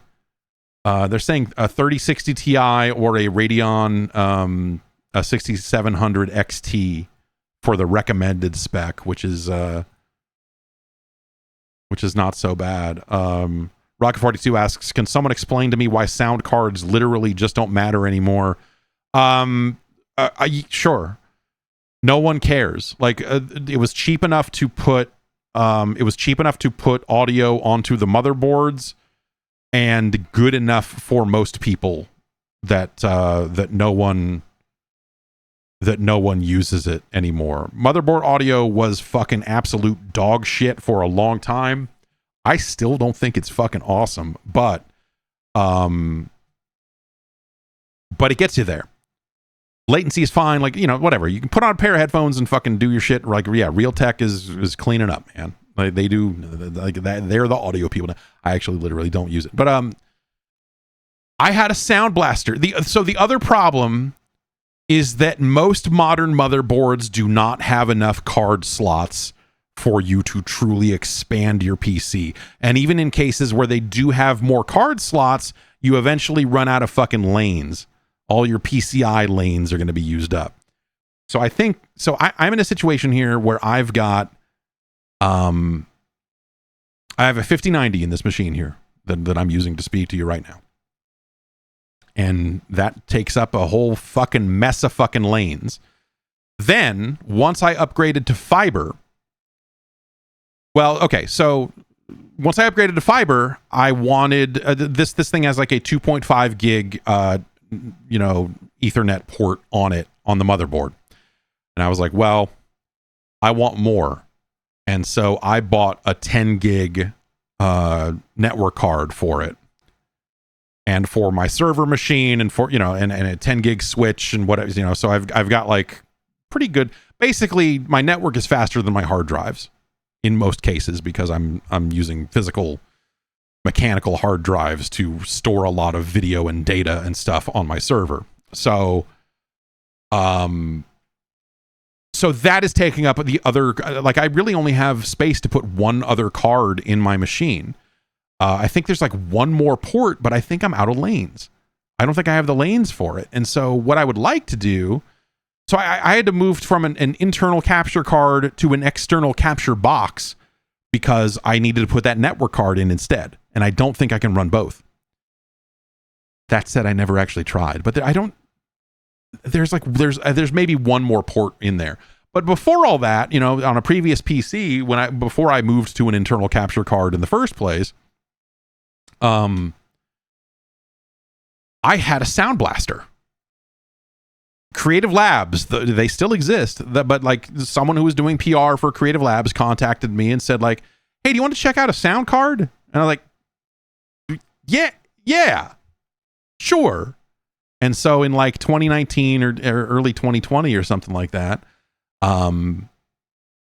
they sent me whatever the current like top of the line Sound Blaster was, and I hooked it all up, and I was like, you know what, this does sound nice. Like this is cool that this is here, and I have a lot of options for EAX extensions, you know, whatever headphone imaging, you know, like it had a bunch of bells and whistles and stuff that were like that I didn't want to use in, you know, with the way things were, but yeah, I ended up having a sound card for a good long time there, and it was nice. They also sent, I actually still do use, they sent like a sound bar with a subwoofer. It's what is it? The Katana X or something? And Sound Blaster X Katana, whatever it is.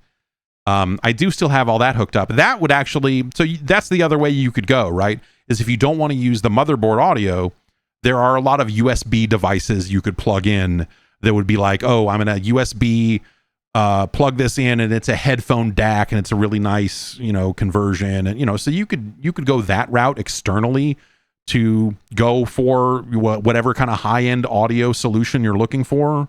If you want weird audiophile type shit, you know, there are plenty of external solutions. I'm using this sound bar as speakers. It's not plugged into the PC directly. I have headphone jacks and stuff going into it because I use the Go XLR, which is a 4-channel audio mixer that I can use to make my voice go up and down and change the volume on the fly. And I can hit these buttons over here and do this and do all that sort of stuff. And so all of my PC audio is routed through that. And I really like that. I really like having a box with a bunch of sliders and weird stuff that I can fuck with. It's great. And this thing is really good low latency. Of course, like they laid off the entire team that supports it, and so it's not going to see any further official updates. And so I cannot recommend that you buy one right now, because I don't know what the future of it holds, and all of that. But I like that type of device, and it sounds really good. And, you know, I think that's part of why sound cards kind of faded out is because a lot of the other solutions got better. The room for slots inside of a PC became a sort of a different limitation than it was in the 90s for sure. And, you know, there are a lot of great external solutions if you want to go that route. And so I think that's a better route to go. Yeah, go get yourself a fucking tube amp. You know? A USB DAC to tube amp to $2,000 headphones, or, you know, like you could go real crazy on that stuff.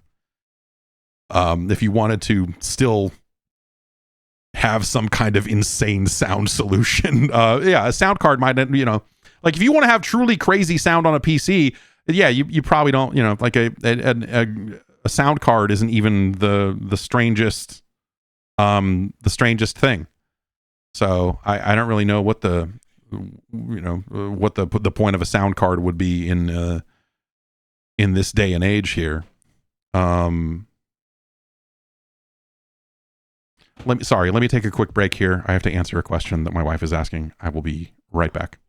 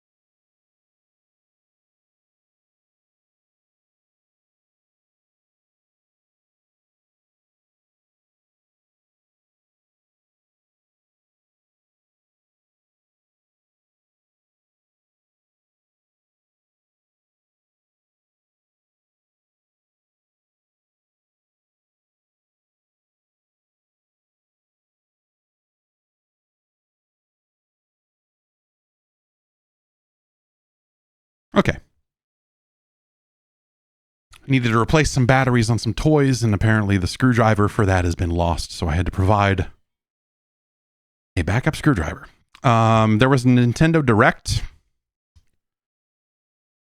This is weird because they're going to have another one this week that is indie focused, but this one was partner focused. And so it's like this weird thing of like, oh, we're going to have one for the bigger third parties and then one for the small ones. I guess that's a good problem to have because it means you got a lot of games coming up, but kind of a weird distinction.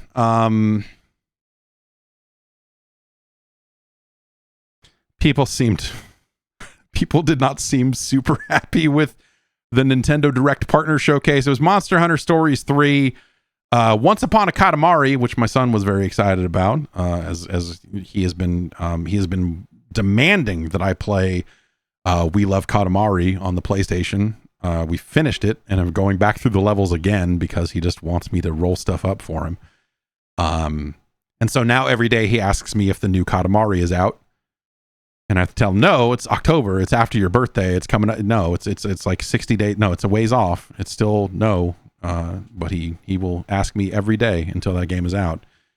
Just Dance 2026, Dragon Ball Sparking 0 is coming to Switch and Switch 2. That's the other thing is like a lot of this stuff is coming to the original Switch. Like Once Upon a Katamari is not a Switch 2 game. It is a Switch 1 game. Monster Hunter Stories is a Switch 2 game. Dragon Ball Sparking 0 is for Switch and Switch 2. Plants vs. Zombies Replanted is coming to Switch 2.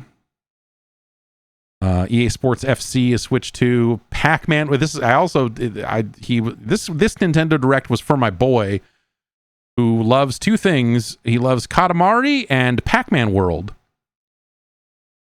Because he's sick in the head. I'm raising a boy who was sick in the head. And so in Pac-Man World 2, he is very excited to see that. We had to reinstall Pac-Man World 1 after I sneakily uninstalled it, hoping he would forget it existed. And then the other day he was like, I want to play Pac-Man. And so I had to re-download Pac-Man World and play a bunch. That game is terrible, by the way. Pac-Man World is fucking terrible. Like it is not quite a side scroller. But it is sort of a side scroller, but you can move in full 3D and the shadows and jumping are not great. And so it's very easy to just jump off the edge of shit over and over again and die. It's fucking terrible. It is absolute shit. It is a game that, hey, if we want to go, if we want to talk about it as a PlayStation 1 game or whatever, or was it PS1 or anyway, then I think you could make a case for it upon its original release. But Pac-Man World Repack, the re-released Pac-Man World, fucking garbage. It is an average game that is aged poorly. I hate it. I hate it. Final Fantasy Tactics is coming to Switch 2. Persona 3 Reload is coming to Switch 2. Hyrule Warriors Age of Imprisonment is still coming to Switch 2. Madden is coming to Switch 2. So it looks like the EA stuff specifically. I mean, obviously, like Apex was on Switch 1, but it looks like EA is kind of moving in and supporting Switch 2 here with soccer, football, Apex, and what have you. Ubisoft announced Star Wars Outlaws for Switch 2. That'll be interesting to see how well that runs, like how that gets optimized or what have you. Yakuza Kiwami and Kiwami 2 are coming to Switch 2. And The Adventures of Elliot. The Adventures of Elliot, The Millennium Tales. Games used to just be named whatever. The one piece of reaction I saw coming out of this was people shitting on The Adventures of Elliot as a name. And I gotta say, man, what the fuck do you want? It's fine. The name is fine. Like, what? This is from a company that has a game called Octopath Traveler 0. The fuck is that? The fucking fuck is that? The Adventures of Elliot. It's like, Elliot is gonna fucking do some shit. He's gonna experience the millennium. Like, you're like, yeah, all right. I know what Elliot's up to. Octopath Traveler 0? This is the fight you want to have? That the Adventures of Elliot is a fucking bad name? The Adventures of Elliot sounds like a classic name from decades before. Were you mad when they... The Legend of Zelda. What is that shit? Sorry. Yeah, Bravely Default over here thinks your name is dumb. And that's it for news.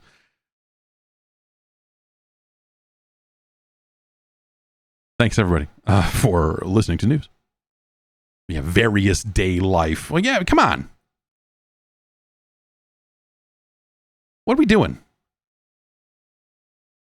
What else is Power Rangers are coming to Fortnite. Were they not there already? I don't know. It feels like that everything has been there.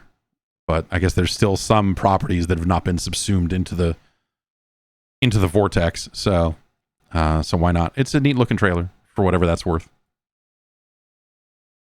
Why don't we get into some emails? Podcast@guard.bike is the email address. Send me some emails and I will take a look at them. Such as Tom in Queens, who writes and says, now that you live near LA, how often are you getting Del Taco? Is it not the same if it's not part of an E3 journey? So Tom, I'll tell you. There's a Del Taco in my town. I have it's been a couple of months since I've gotten Del Taco, but the kind of ongoing every time it comes up, it's not fun. I don't know, it's kind of whatever. When you can just get it, it ain't special. Though I would also say that I feel like that the Del Taco on the E3 trip had become a little worse over time. And I don't know if it's a situation where Del Taco was truly better before or what, but I feel like their burgers have gotten worse.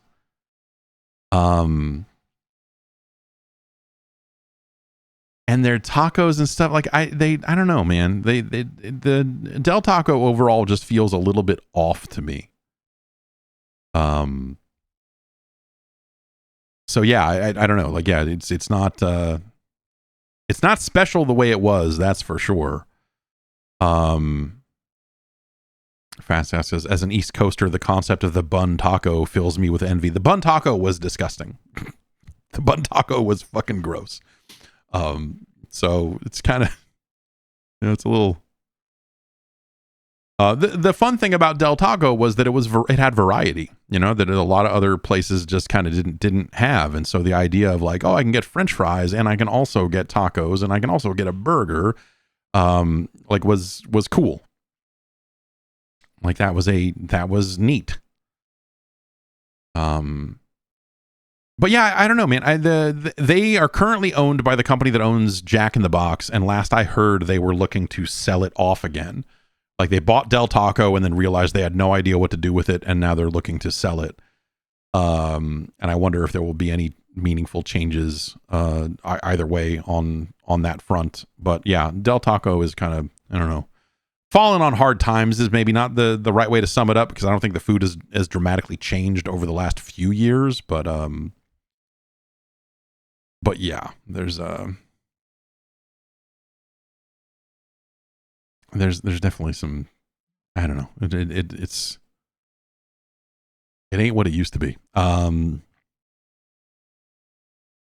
Naveen from Ontario writes in and says, with the writing on the wall that Xbox is now a platform rather than a console, where does that put the brand's iconic controllers? For nearly 2 decades, Xbox controllers were the preferred choice of PC players, and despite PlayStation's recent dominance, it felt like the default controller was still Microsoft's.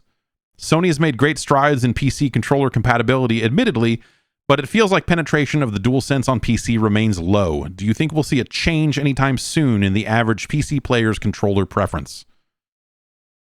I think that they will continue. I think that Microsoft, like, they will continue to make Xbox controllers because, as everything becomes an Xbox, you will be in a situation where, like, oh, well, now you can go buy an Xbox controller and tether it to your TV and just play streaming stuff that way, which is not an ideal way to play, but they will still have reasons to want to, sell you a controller, regardless of what happens with the rest of their hardware. And so I think that they will probably continue to iterate on that controller. When it comes time for them to talk about, new hardware, whatever shape that takes, they probably will have a set-top box of some kind still. And so that will be a good time for them to iterate on the controller. I do think that there are things that they could do. I've said it before, but I would love to see the kind of DualSense trigger stuff become more of a standard across all controllers so that more developers implement it. Something beyond the kind of impact or impulse triggers, the rumble triggers that the Xbox controllers currently have.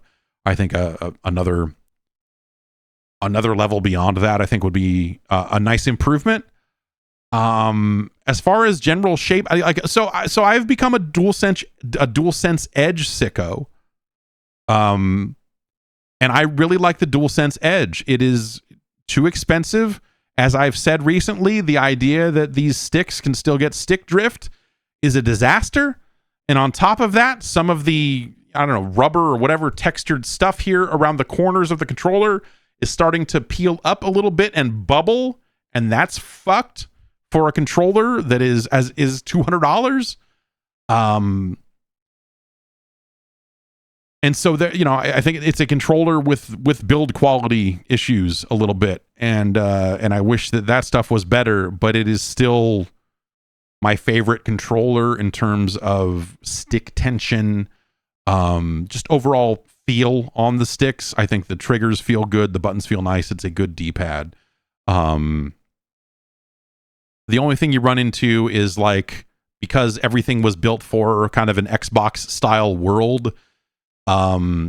Games tend to use a touchpad press as the select button when they could be using the share button instead. And I wish that more would do that instead of using the touchpad for anything at all. But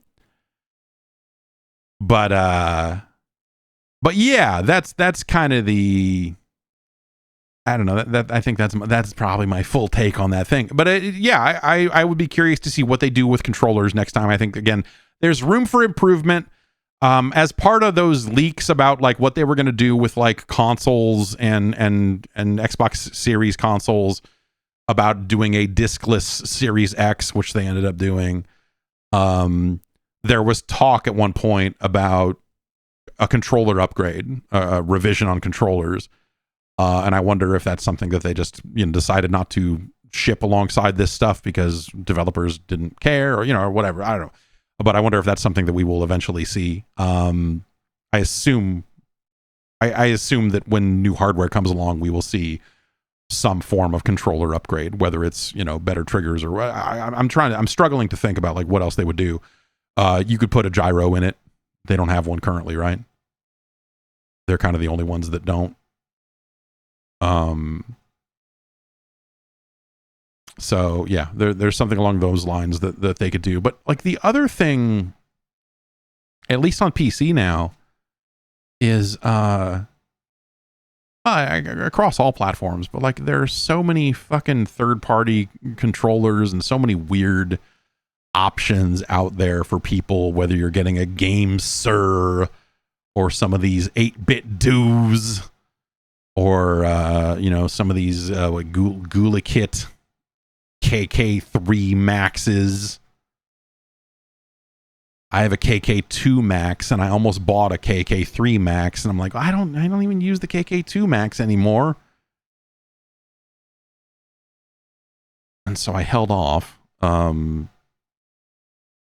And Razer makes a bunch of controllers too that I that are okay. But like it feels like if you're on a PC and you just want some kind of generic X input controller, there are a zillion different things out there that you can use. If you want more kind of custom, like the cool thing about the DualSense is, there are a number of games that do support the triggers and whatever else. Like there are more and more games all the time on Steam that seem to support it quite well. And even in games that don't, like, Steam input makes that a very seamless and easy experience, and that's really nice. It's the thing you forget when you move from Steam to the Xbox storefront or to the Epic storefront, is that neither, especially not the Microsoft storefront, but that storefront and Epic will not take your PlayStation controller and magically turn it into an Xbox controller for the purposes of games that don't support those controls. And so every so often I load up something out of the Xbox store, and then I pick up my controller and go, what the oh, right. Yeah. I can't use the controller I like unless I go install a bunch of fucking shady, weird ass third party fucking trash that can sit in my tray forever and suck to make this controller work and everything else. And that's annoying. So yeah, I don't know. Steam's doing a bang up fucking job on that. It would be nice if the other storefronts were better at that. I don't know. I guess you could always launch the games through Steam and find weird back ways to work it. But yes, that is the downside of being a DualSense Edge sicko, is that occasionally you launch something that just can't handle it and just like doesn't see the controller at all. And that's frustrating, but that's life. Let's see. What else do we got here? Jason from New York writes in, says, there's been something on my mind lately. Does the industry consider Destiny 2 to be a success? Also, has its influence on games as a service been a net positive or negative for the games industry? I think it could be seen as both, right? I think Destiny 2 was successful in a lot of ways. It's probably also a cautionary tale in some ways too. When you talk to people who worked on it and you talk to them about what it took to update it and some of the methods that they had or how those systems and processes worked and how those tools worked or didn't work, extremely negative with some of the internal sentiment around building that game and working with those tools. I think that, does the industry consider Destiny 2 to be a success? Like, I think for a good long time, yeah, probably. I think more recently, again, as the kind of worm has turned on it, I think that people are down on Destiny 2 a lot more lately, but also I think that they got a good game out the door and they were doing pretty well for a long time. And so I think there was a time there when people looked at it as like, oh, this is a good path. Like, this is maybe the sort of thing we could do with our game or whatever. Like, is that a net positive or net negative? Like, that's maybe debatable. But Destiny 2 has probably made a lot more money than a lot of fucking other games. Success is such a loose term anyway. I think if I were a hiring manager working on a game and I saw someone in my stack of resumes that had worked on Destiny 2 for a good long time, I would very much want to talk to that person, because I think you want to talk to people who have maybe been on both sides of it. Like, this game's doing really well, this game's not doing so well. And you like people that have been through the ringer a little bit. People that have lived, man, that have been in the fire. And so I look at that as like,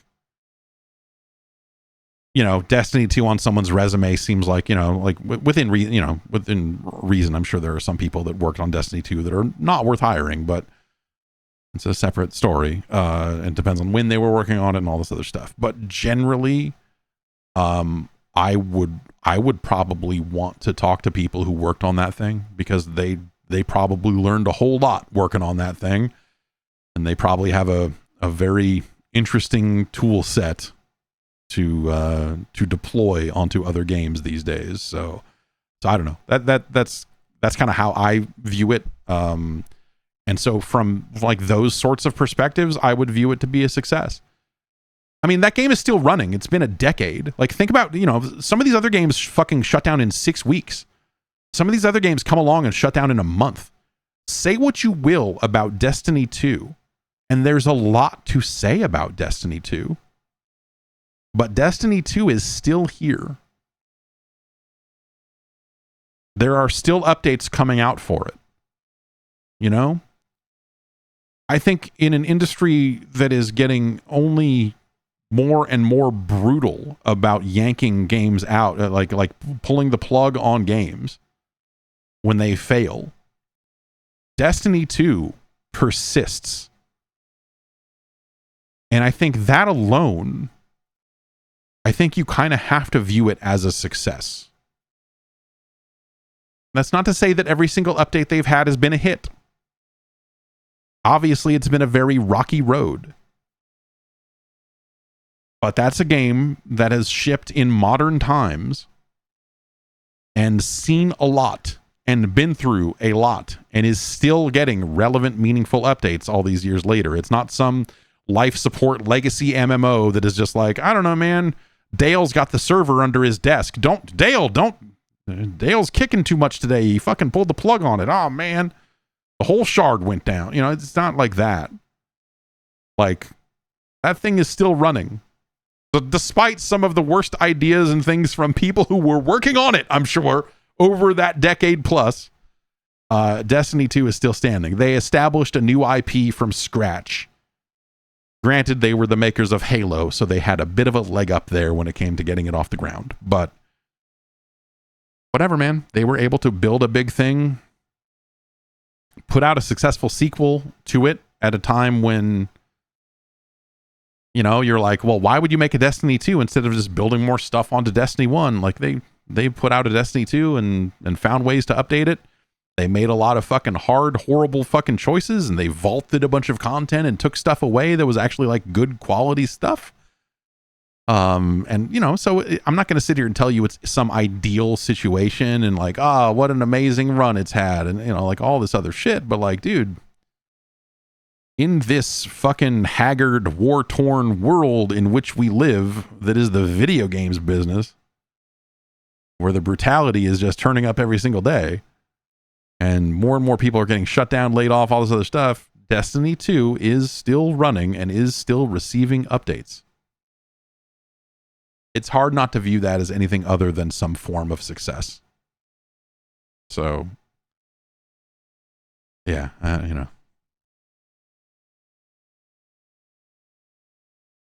I think more people should try to think about, and you don't have to, whatever. It's, on the consumer end of things, it's a very different conversation than if you're talking about like the industry or whatever, I guess. But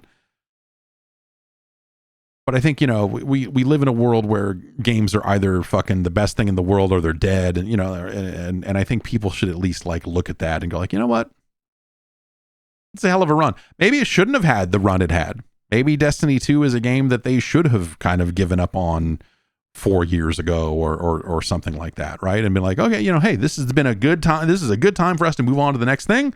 Congratulations, everybody. You made a good thing. And I don't know, we'll make some more skins for it over the next year and change and figure out a seasonal strategy to, unvault this content and roll it in for 6 months at a time or whatever.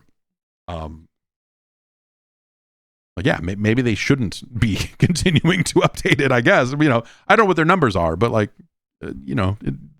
they certainly had some genuine time in the sun when that game launched, and like the first chunk of updates there, hell of a game. Nothing quite like it at the time.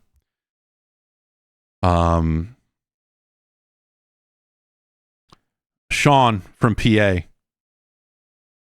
An email that could only come from PA. Hey, Jeff, what's your coolest story about someone throwing a 40? I was at a house party once and I saw a guy throw a 40 across a parking lot, but it hit a slope of grass in such a way that it didn't break. Everyone was really confused. Call of Duty should let you equip a 40 in the grenade slot. Thanks for your hard work. I don't know, man. Like, we weren't throwing full 40s. I mean, sometimes 40s would get dropped. Like, the worst thing that would happen is you would have your 40 in a bag and the bag would get wet, whether it was with condensation or you're just sloppy with a fucking 40 or, whatever. Your bag gets wet and rips and the 40 slides out of your hand because the paper bag is wet and it just kind of slips right out and falls on the ground and breaks at your feet. I've seen that happen a couple of times.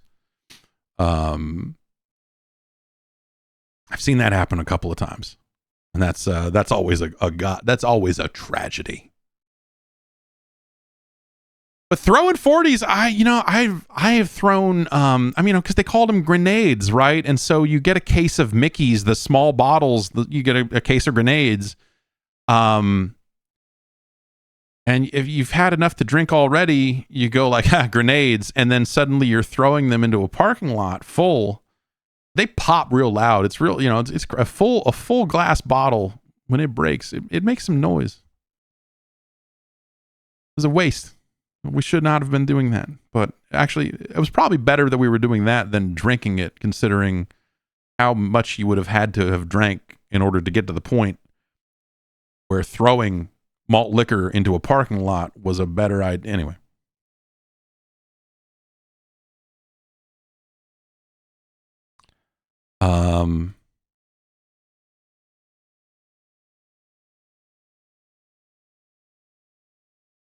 Let's see here.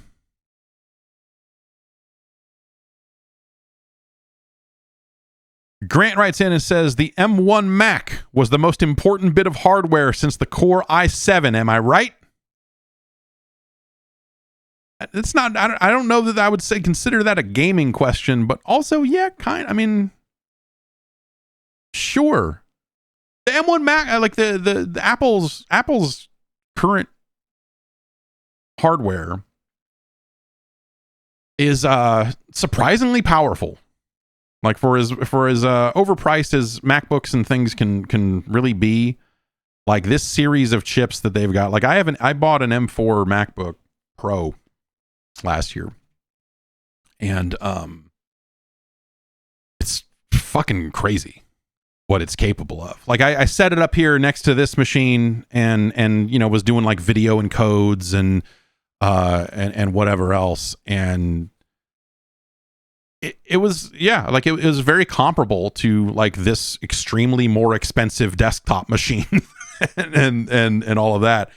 Cyberpunk is on the Mac now. Like I don't know, I haven't run it because why.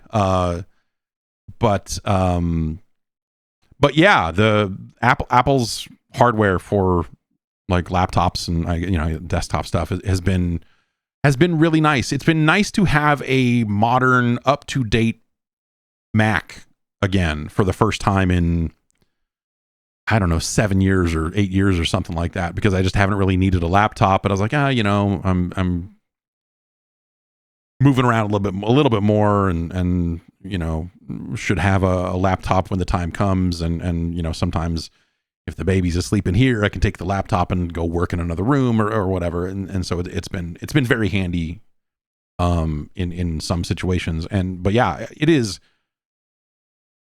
that MacBook Pro. It is just a beautiful fucking machine.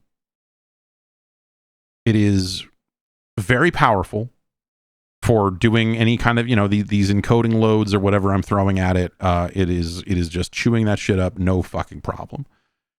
It feels good to the touch. It is a nice looking machine. Like the screen on it is great. Like it's a really impressive computer, and it stays relatively quiet in a way that the first MacBook Pro that I bought in 2008 was not.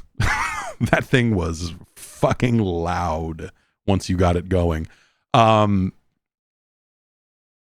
And I installed some emulators and some other stuff on it just for kicks and you know, which is nothing that's going to tax much of anything these days, but you know, it chewed it up just fine. And you know, I should install Steam on it and see what I can install, you know, because yeah, like Cyberpunk came out and it's just like, if you own it on Steam, you can play it here. And it sounds like that the performance is quite good, which, you know, makes sense that it would be, I guess. But yeah, I would not use it as a dedicated gaming machine or whatever. Like, it's when games run well on a Mac, you're like, oh, that's cool. It's neat that it does that. But it's, you know, it's not enough of a catalog that you're gonna you're gonna make it your primary gaming machine. I don't think. But hey, it's cool that thing exists, and it's been really, really nice. It's been really, really nice at video encoding and some of the other stuff that I've had to do. It's been cool.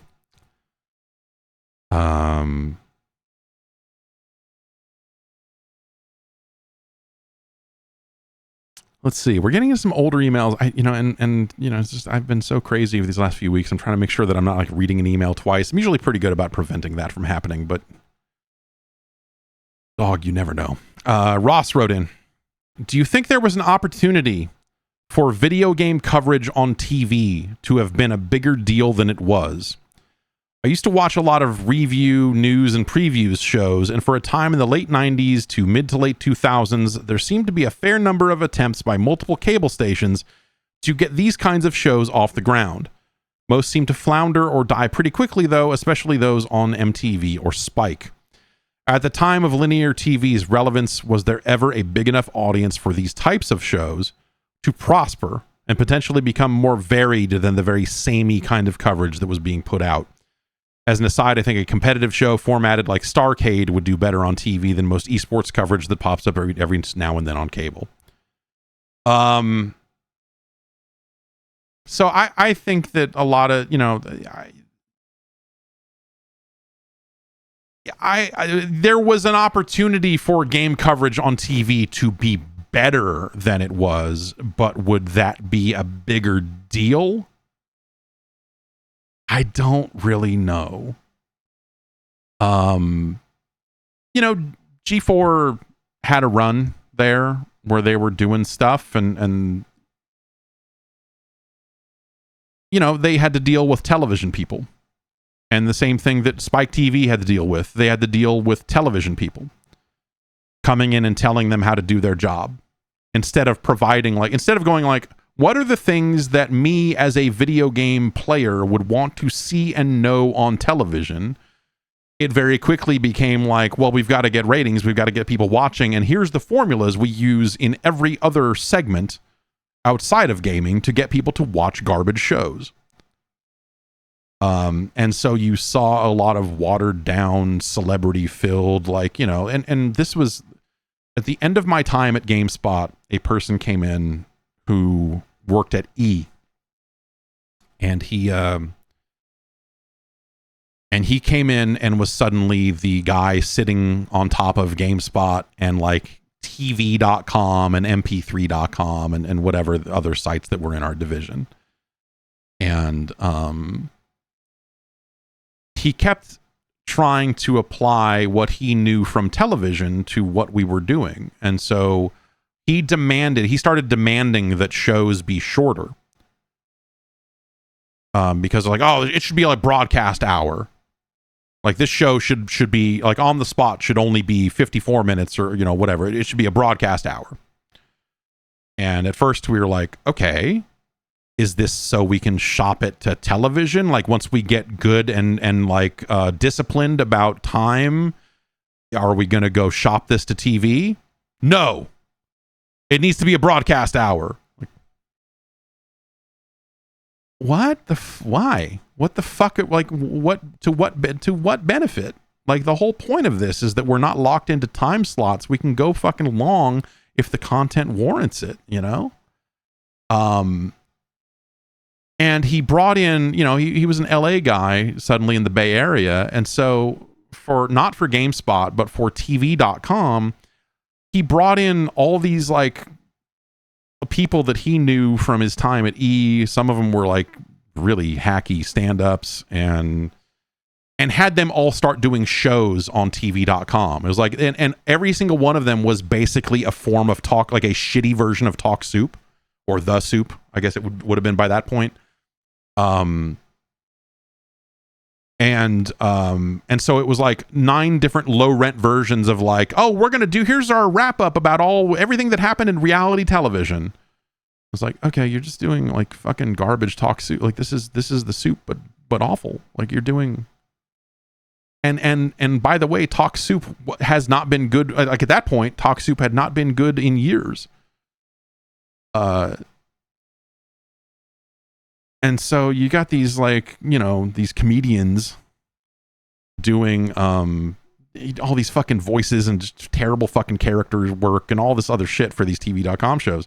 And you could see that he wanted to, like, you know, he was like, can we get some pretty ladies to come in here and talk about video games instead of these fucking idiots?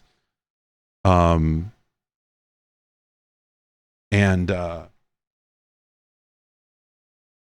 well, you know, that's how, and that's how GameSpot went. But yeah, it's and they you know, GameSpot ended up not going in that direction, and you know, and well, he ended, well, yeah. Ultimately it's a sad story with him. The day I got fired, he was not there because he was getting a cancer diagnosis, and he is no longer with us. And so, like, it's a sad story ultimately. But he was a very bad fit for what was happening there.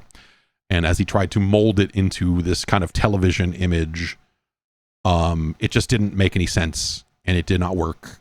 And it was just fucking ridiculous. And so it was very frustrating at the time with a lot of that stuff. So, you know, is there an opportunity? Your question is there an opportunity for video game coverage on TV to have been a bigger deal than it was?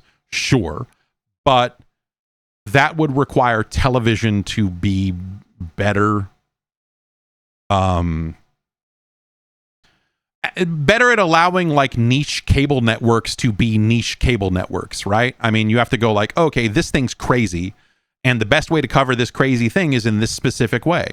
Like if I was doing, I think if I were building a video game television network back then, I would have been like, okay, we're going to build shows and shit, but they're all going to be live every single fucking day. We're going to be live from, you know, 8 a.m. to 8 p.m. or 10 p.m. or whatever, kind of get out of prime time. You know, you'll have news breaks as it makes sense. You will have games that you are planning to play and talk about. You will have interview segments. You know, you will fill that schedule as best you can. And some of that will be some real fucking low rent shit. People playing video games and talking about them. You know, not the sexiest thing from a television perspective, but stuff that would make sense from a perspective of we're covering video games here. And then at night you do repeats. You know, you do like okay, like, and then at night you do a time shifted replay of the day or whatever. And I think that would have been fucked up in its own weird way, but I think that would have been more honest and better at covering what is happening in video games. Regular news breaks. Hey, this game got announced. Here are the latest release dates. Here's the like news you can use, you know, in brief, every so often. Interviews with the people that actually matter instead of the celebrities doing the voices, you know, and go from there. I don't think that would be a success with the way television wanted viewers back then and what their expectations were. I don't think that would have been successful either. But when I look at what some of those shows on G4 had to become and how many of them got replaced with reruns of that Bill Bellamy cop show,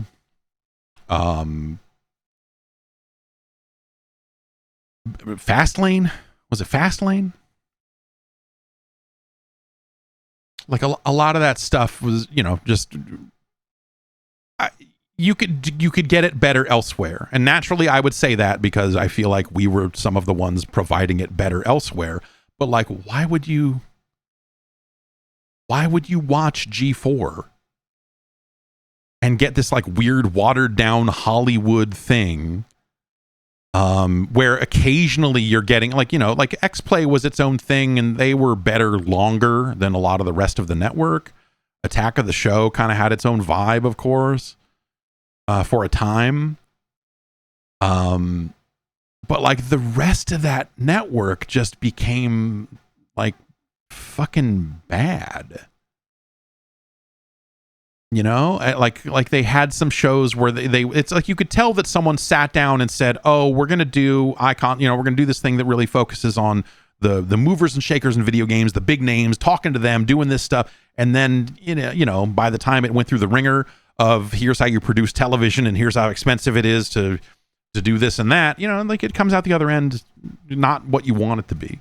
It's not the true deep dive. It's this really short, you know, it's like, here's a 22-minute recap of what's this Sid Meier guy all about? You know, like it's not, you know, it's not going to get the job done. And so I always really, you know, and when we went there and we filmed we did a week of Cinematech. We wrote a week of television, which was very fun. It was a ton of fun to do.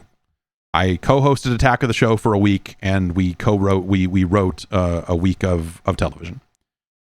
For Cinematech. And it was extremely fun to do because we didn't have to do it again. We didn't have to do it every day forever. We had our own hell. We had our own everyday forever jobs, you know? But in our do it every day forever jobs, we called almost all of the shots that mattered. It didn't feel like G4 was in that boat. You know, like it felt like that they had a lot of external pressure from Comcast people and everything else to try to do whatever. And so, you know, it's easy to understand why a lot of G4 was the way it was. I don't think it reflects poorly on a lot of the people that were there doing a lot of that work, because I think a ton of them really, really, really fucking cared about it.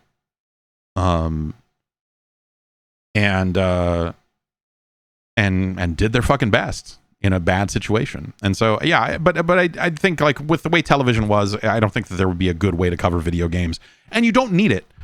The people playing video games have internet access. The people playing video games can get their information differently. You know, you don't need a television network. You never did. And so I guess maybe it's natural in some ways that G4 tried to skew more mainstream in some of their stuff, but I think it's inherently a subject matter that's not going to be what would not have been super mainstream at that time. Doing it now, you're like, oh, maybe you could do it now, but you wouldn't do it now because obviously, you know, television doesn't matter anymore the way it used to. Some of the television not mattering. You know, we were talking about like people that are still like shell shocked from the console war. People that forgot that the console wars were over. You know, people they're still out there on that island fighting that fight, and they don't know. They don't know that the world is different, and they're still on some message board being really angry about something. Like wrestling kind of is undergoing very similar changes to how they calculate viewership and what numbers actually matter and all of that. The same way Microsoft doesn't maybe care about console sales the same way they did 15 years ago. You know, how many people watched us live on TBS or the CW or you know, whatever fucking network SmackDown is on, I don't even know. It's not the same conversation anymore because now you've got all of these other ways to watch it that are not always factored into those rating numbers. And so it's like trying to look at the Circana now, but trying to look at their sales figures and all their sales figures have all these asterisks on them because at the bottom it says like does not include digital sales. These companies don't report to us because they only do digital sales. And so you're looking at like these are the best numbers that are available, but they're not the numbers. And so what are we doing? What are we looking at? Like what you know, like these are the best numbers we got, but like it's not a complete enough picture in a lot of ways. So, you know, at the end of the day, no one knows what is happening. with any of this stuff anymore, but people are still like ride or die on these like ancient metrics. How many people watched the show on television? Like, I don't know, man. The show is only on Netflix now. Like, what do you care? Like, what do we, those are such incomparable numbers now. You trying to be like fucking AC Nielsen out here. Dog, it's 2025. It doesn't matter. Like, the numbers that matter are incredibly different. And yeah, I don't know. So it's funny. Like, I feel like there are a ton of parallels always to be drawn between wrestling fandoms and the video game coverage and all of this other shit. There's probably some equivalent somewhere in anime or something as well, right? But like, people are like, what are the HBO Max numbers? And you're like, I don't know. They keep it hidden. They consider it proprietary. A lot of these streaming services don't even tell the people who made the movies that they're airing on their service what the numbers are. They keep them so close to the vest. So why the fuck would some wrestling reporter know them? they're just not fucking there anymore. So yeah, it's I don't know, it's a fucking strange. But people cling to that shit as if it is still somehow the gospel, and it's fucking nonsense, man.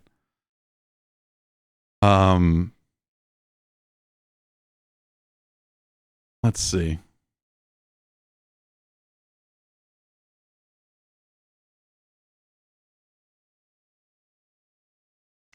John writes in asking about NES science as a universal measurement. Let's imagine the world has decided to adopt the ranking of NES games as the scientific metric system by which all games are measured, replacing the 5-star scale with the 500 plus games scale. I'm curious where all sorts of non-NES games would rank. For example, is Death Stranding 2 better or worse than Dino Wars, Destruction of Spondylus? He spelled it wrong here. Would you be better off with The First Descendant or Hydlide? I, for one, believe this is the ideal way to express the merits of any video game in language the kids of today will understand.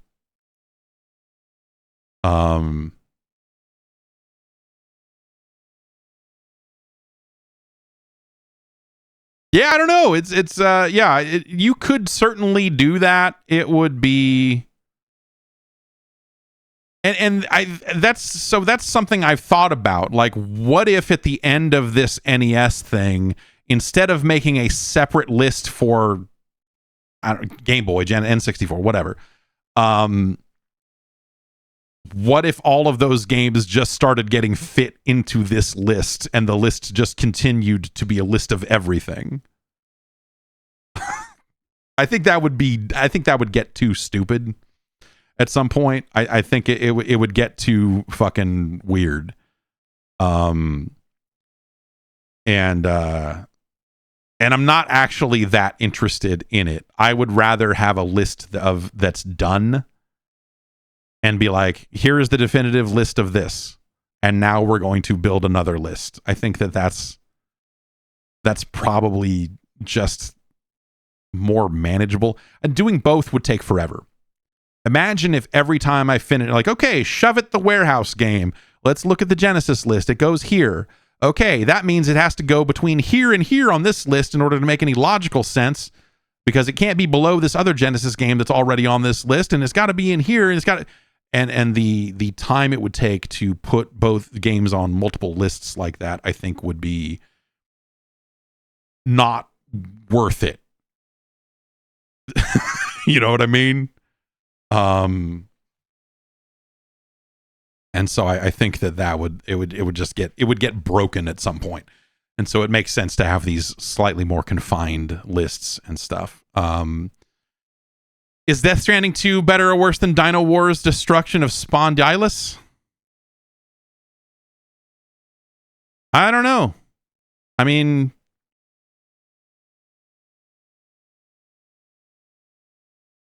right now, like on a personal level, I'd probably rather play through Dino Wars because at least it has retro achievements. But the faces and the conversations become so silly Like, and there's fun there. Like, if we're really stepping outside of it a little bit, like there's comedy to be had in those conversations, right? But I think they get a little too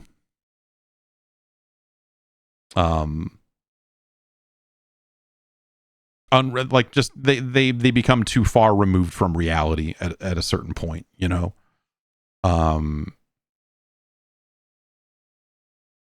Would you be better off with the First Descendant or Hide Lied? First Descendant season 3 I think is starting in a couple of days here, you know, so the jury is still out on that one. I don't know. Maybe the next Hide Lied patch will add ass to it.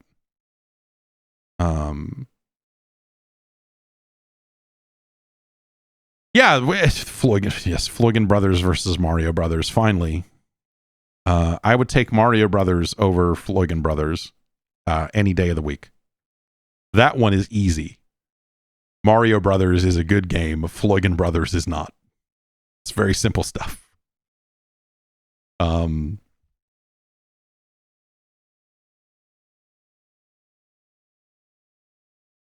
Let's see if we got any more here. Emily from San Diego writes in and says, last week a viewer wrote in asking about how Mortal Kombat can significantly outsell other fighting games, but fail to grow a significant following in the fighting game community. One thing I think that got lost in the conversation is that Street Fighter 6 sold basically the same as MK1 did. Both games hit 5 million global sales this year. I think the big differentiator is how people feel about the online play. With Street Fighter 6, even when vets complain about the drive mechanics or modern controls, they still have tons of praise for the game's netcode and how good the ranked matchmaking is. On the other hand, in MK1, people are still complaining about the online being laggy years later. I think that's a big part of why Street Fighter 6 sold so well and had so many EVO entrants. Also, a longtime fan of the MK Injustice single player. I think those games have always been better to play than watch, and their reputation for balance issues and high-level play scares people away from the competitive scene. Yes. So yeah, you know, and I wonder if Mortal Kombat 1 ends up being the anomaly there. That was something that when they announced, hey, we're moving on from Mortal Kombat 1 content, like we're not going to do another season of characters or whatever, people seemed very caught off guard by that. But I do wonder if, you know, if at a point they were like, okay, like we have maybe hit a little bit of a wall here on MK1, and so we need to start working on whatever is next. Street Fighter 6 also, I think, benefits from being Street Fighter, and so when we talk about entrant counts and you know, in EVO and whatever else, like Street Fighter at the end of the day is Street Fighter, and it is a fighting game that competitively is almost always going to matter more than just about anything else. You will have certain times that, you know, like a Street Fighter 5. I don't know if has there ever been a year at EVO where Street Fighter, whatever the current Street Fighter was not the top entrant? I mean, since 4 came out, like obviously, you know, EVO is, but like I wonder if there was a point where like, oh, Tekken has more entrants than Street Fighter. There was that 1 year, it was the last year of Street Fighter 5, the Dragon Ball was bigger, right? And Smash. Well, Smash is a different thing. I'm talking about fighting games. But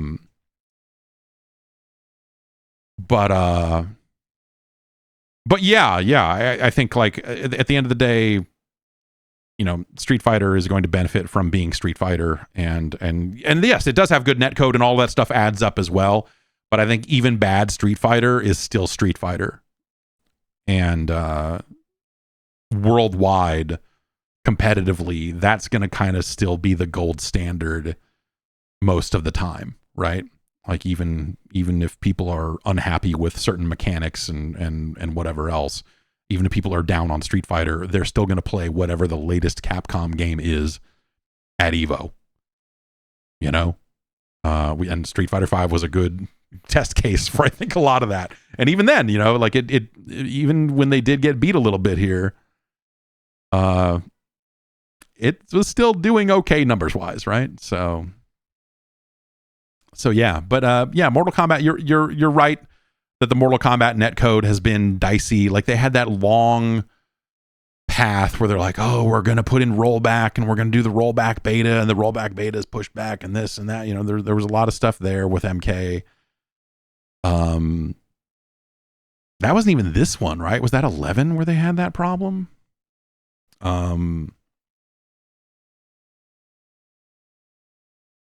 But yeah, that's yes, sales wise, and I wonder if that's more of a case. I would have to go back and look at the MK. How many? Well, yeah. Let's.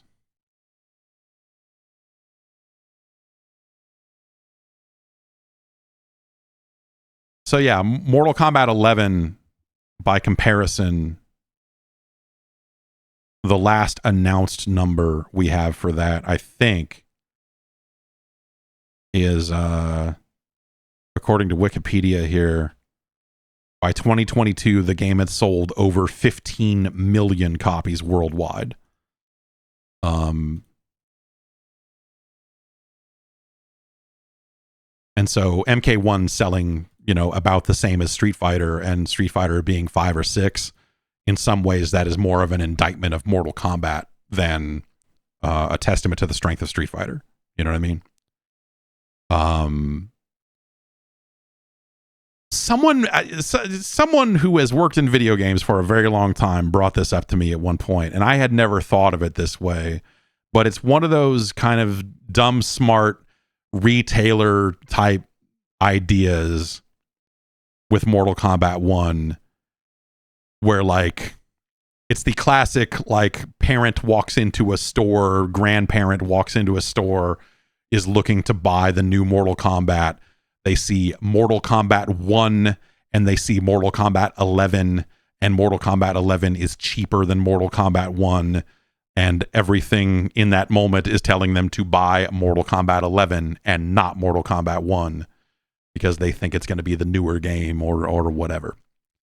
And so I wonder how many situations you ran into where the kind of casual knock on, you know, because MK has that kind of wider mainstream appeal and that kind of more casual sort of thing, where like how many people just walked in that hadn't kept current on Mortal Kombat in a good long time, and they saw that and went like, yeah, 11, yeah, 11, yeah, give me whatever and they bought Mortal Kombat 11.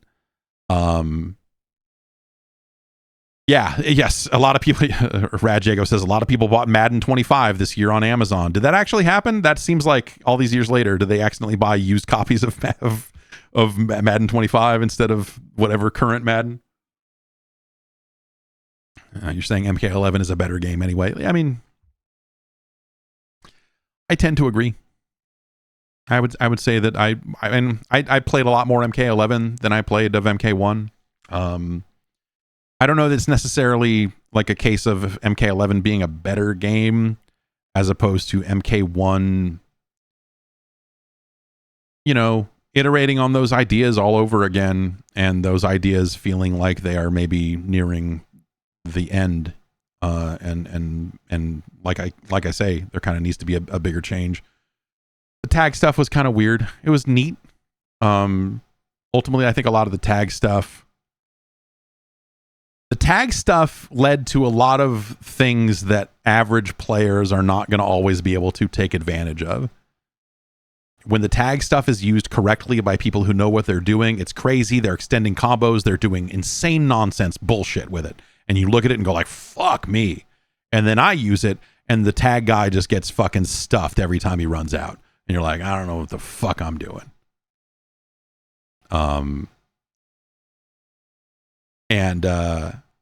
Yeah. So I don't know, man. Whatever. I'm not gonna have the conversation about what MK could do to change it up again, because we did just have that conversation. I think it was Harada was out there. People were saying, oh, what if there was a Tekken Tag 3, Tekken Tag Tournament 3, a third tag game? And his response, I think, was kind of crazy to me. He was like, oh man, I think it would be, you know, basically like it would be weird to do a tag, a Tekken Tag Tournament 3, because instead what we really need to do is just put a tag mode into Tekken.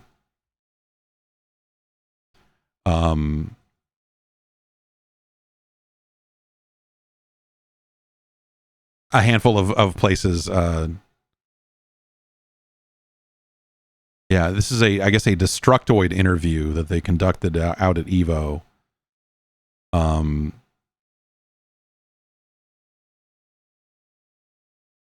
And he says, it doesn't make much sense to work on a direct sequel to the tag tournament series in the current market. And the quote is, it's quite difficult because, you know, tag is something I've always thought of more recently.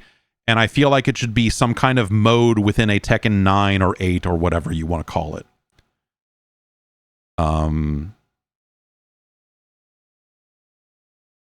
And he's saying tag games are popular right now and saying, like, if we start right now to make Tekken Tag 3, by the time that they're no longer popular, then that's when Tag 3 would come out if they hypothetically made it. We have so many more moves than a typical 2D fighter. So much more work is involved in trying to do that with a 3D game, blah, blah, blah, blah, blah. That's interesting. The thing I would say there is that if you do it as a mode, no one will ever use it or take it seriously, right? If you put a tag mode into the next Tekken, or patch it into the current game, people will go like, oh, that's fun, and it will never be taken seriously. It will never be played competitively. Competitive Tekken players will play whatever the default thing is. If you make a tag game and then make single player the optional thing in the next Tekken game, then people will probably play the tag game. It's all about what your default is, right? If you're making a tag game, make a tag game. If you want it to be played competitively and taken seriously or whatever, if you just want like a fucking throw it in and like, it's a tag mode, fuck it, then yeah, sure, do it. Like that's fine for the kind of average, casual, non-competitive player. But like if you're talking about something that would be played at Evo or, you know, taken seriously in a tournament setting, like having an optional tag mode, it might as well not exist at all. Like no one's ever going to fucking see it. No one's ever going to bother with it. You know, it's just not going to happen. So I think that's kind of the other thing I would say is I don't think Tekken Tag 2 was a very good game. So I don't know. It's fine. It's not a bad game, but like Tekken Tag 1 came out at an amazing time for the franchise. They put out the home version as a launch game on the PS2. It was this crazy thing, and you're like, oh well, it's a tag game too. Oh, neat. Okay. Tekken Tag 2 didn't benefit from like that kind of hardware landscape. I mean, I guess, you eventually got that Wii U version or whatever, right? Like, but it was a very different time for the Tekken franchise. And I don't think Tekken Tag 2 was a very good game at the time. So I don't necessarily think that they should make a Tekken Tag 3 either. But I also don't think that a Tekken Tag mode inserted into a regular Tekken game would matter anyway, God, yeah, Tekken Revolution and whatever. Tekken 4, Tekken 4 is not the best Tekken game in the franchise. In fact, it is probably the worst. So that doesn't help. And I believe that's going to do it for emails. Mason liked Tekken 4. I'm not saying that Tekken 4 is a bad game. I played way more Tekken 4 than I wanted to because it was still Tekken. But I think the thing that they did to character positioning and the way they handled the wall stuff in that game was bad. There's a reason why they found ways to like Tekken 5 found ways to incorporate that stuff in better ideas, better iterations on some of those concepts in Tekken 5 for sure. Like Tekken 4, yeah, it was just purely a gameplay thing. The stuff that they did, I would chalk up I would put the Tekken 4 movement stuff and wall stuff, evade stuff like that to me is in the exact same bucket as the dodge button in Virtua Fighter 3. I don't like Virtua Fighter 3 is the worst Virtua Fighter game. That's, again, it's fine. You're allowed to like it. I'm not sitting here going, and fuck you if you like, but like, when we look at the Virtua Fighter franchise and you look at VF fucking 4, same way that you look at Tekken 5, actually, where they went like, oh, dude, no, we need to get back. And then VF motherfucking 4 comes out. Holy shit. Tekken 5, I think, was a pretty similar run back, and they didn't bail on every single brand new idea and just say, we're making old Tekken again, we're making old VF again, or whatever. But like, the stuff they did in VF3, I don't think that stuff was necessary. VF4 proves it, right? That the stuff in VF3 was not necessary. So yeah, I don't know, man. Yeah, Propaganda says Tekken 5 Dark Resurrection is probably the best Tekken game. Yeah, probably, huh?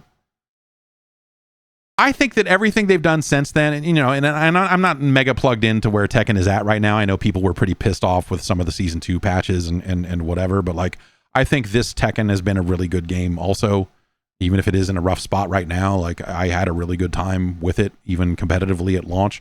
And so I hope that they kind of get it back, but like, but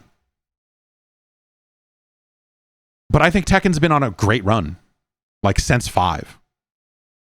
Like they've really, like, 1 through 3 is an impeccable trilogy of fucking games, and pretty much everything they've done from 5 on has been killer as well. It's funny, like, some interviews came out of some of the Battlefield coverage that's been hitting, and people talking to Vince Zampella about it, and he's in an interesting spot if you think about it career wise, where the guy who made so many shooters that competed with Battlefield in a variety of ways over the years is now also running Battlefield. And it's funny, like, the quote that seems to be making the rounds that showed up in more than a couple of these interviews is that Battlefield 6 is the spiritual successor to Battlefield 3 and 4. Which is like a really nice way for them to say, oh yeah, DICE tried a bunch of shit and none of it worked. None of it worked the way we needed it to work. We are going, like, it is like they are going back. They might as well be saying, we're getting back to boots on the ground, soldiers in the field, but it is definitely their reset moment, is how they are trying to spin this, the same way Call of Duty rebooted with Modern Warfare. Like, this is what they are trying to do with Battlefield. People seem very positive on it so far. So and it's out in October. That's like very soon. Their open beta starts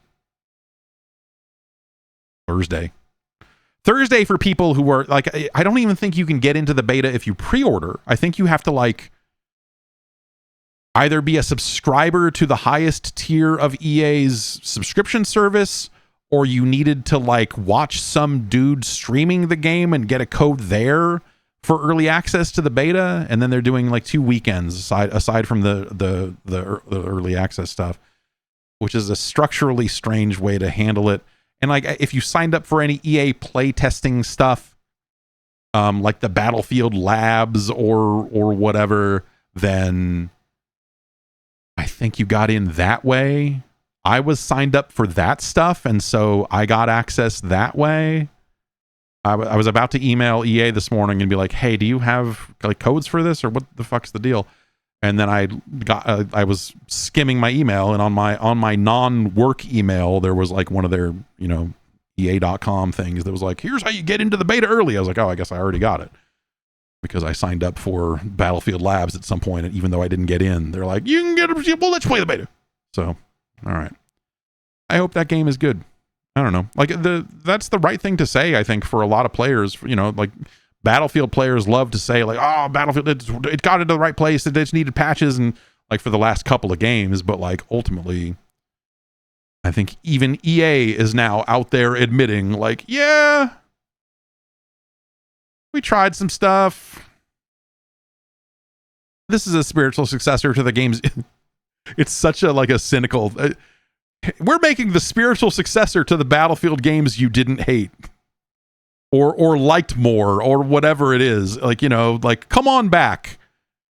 We know we made a bunch of weird stuff, and you know, like, yeah, it's sort of a strange thing. But I have seen people invoke the words "bad company" when talking about certain aspects of Battlefield 6. So yeah, I don't know. We'll see. We'll see how that beta does. I'll be back tomorrow. We'll play some video games. And by video games, I really think I'm, you know, like if something else comes along and I change my mind, then don't hold me to it. But honestly, I really think I'm going to play the rest of Haze tomorrow. So come on back, and maybe we'll finish the Haze campaign. Yeah. And then Friday we'll rank some more 8-bit Nintendo games. Come on back. I'll see you soon. Bye.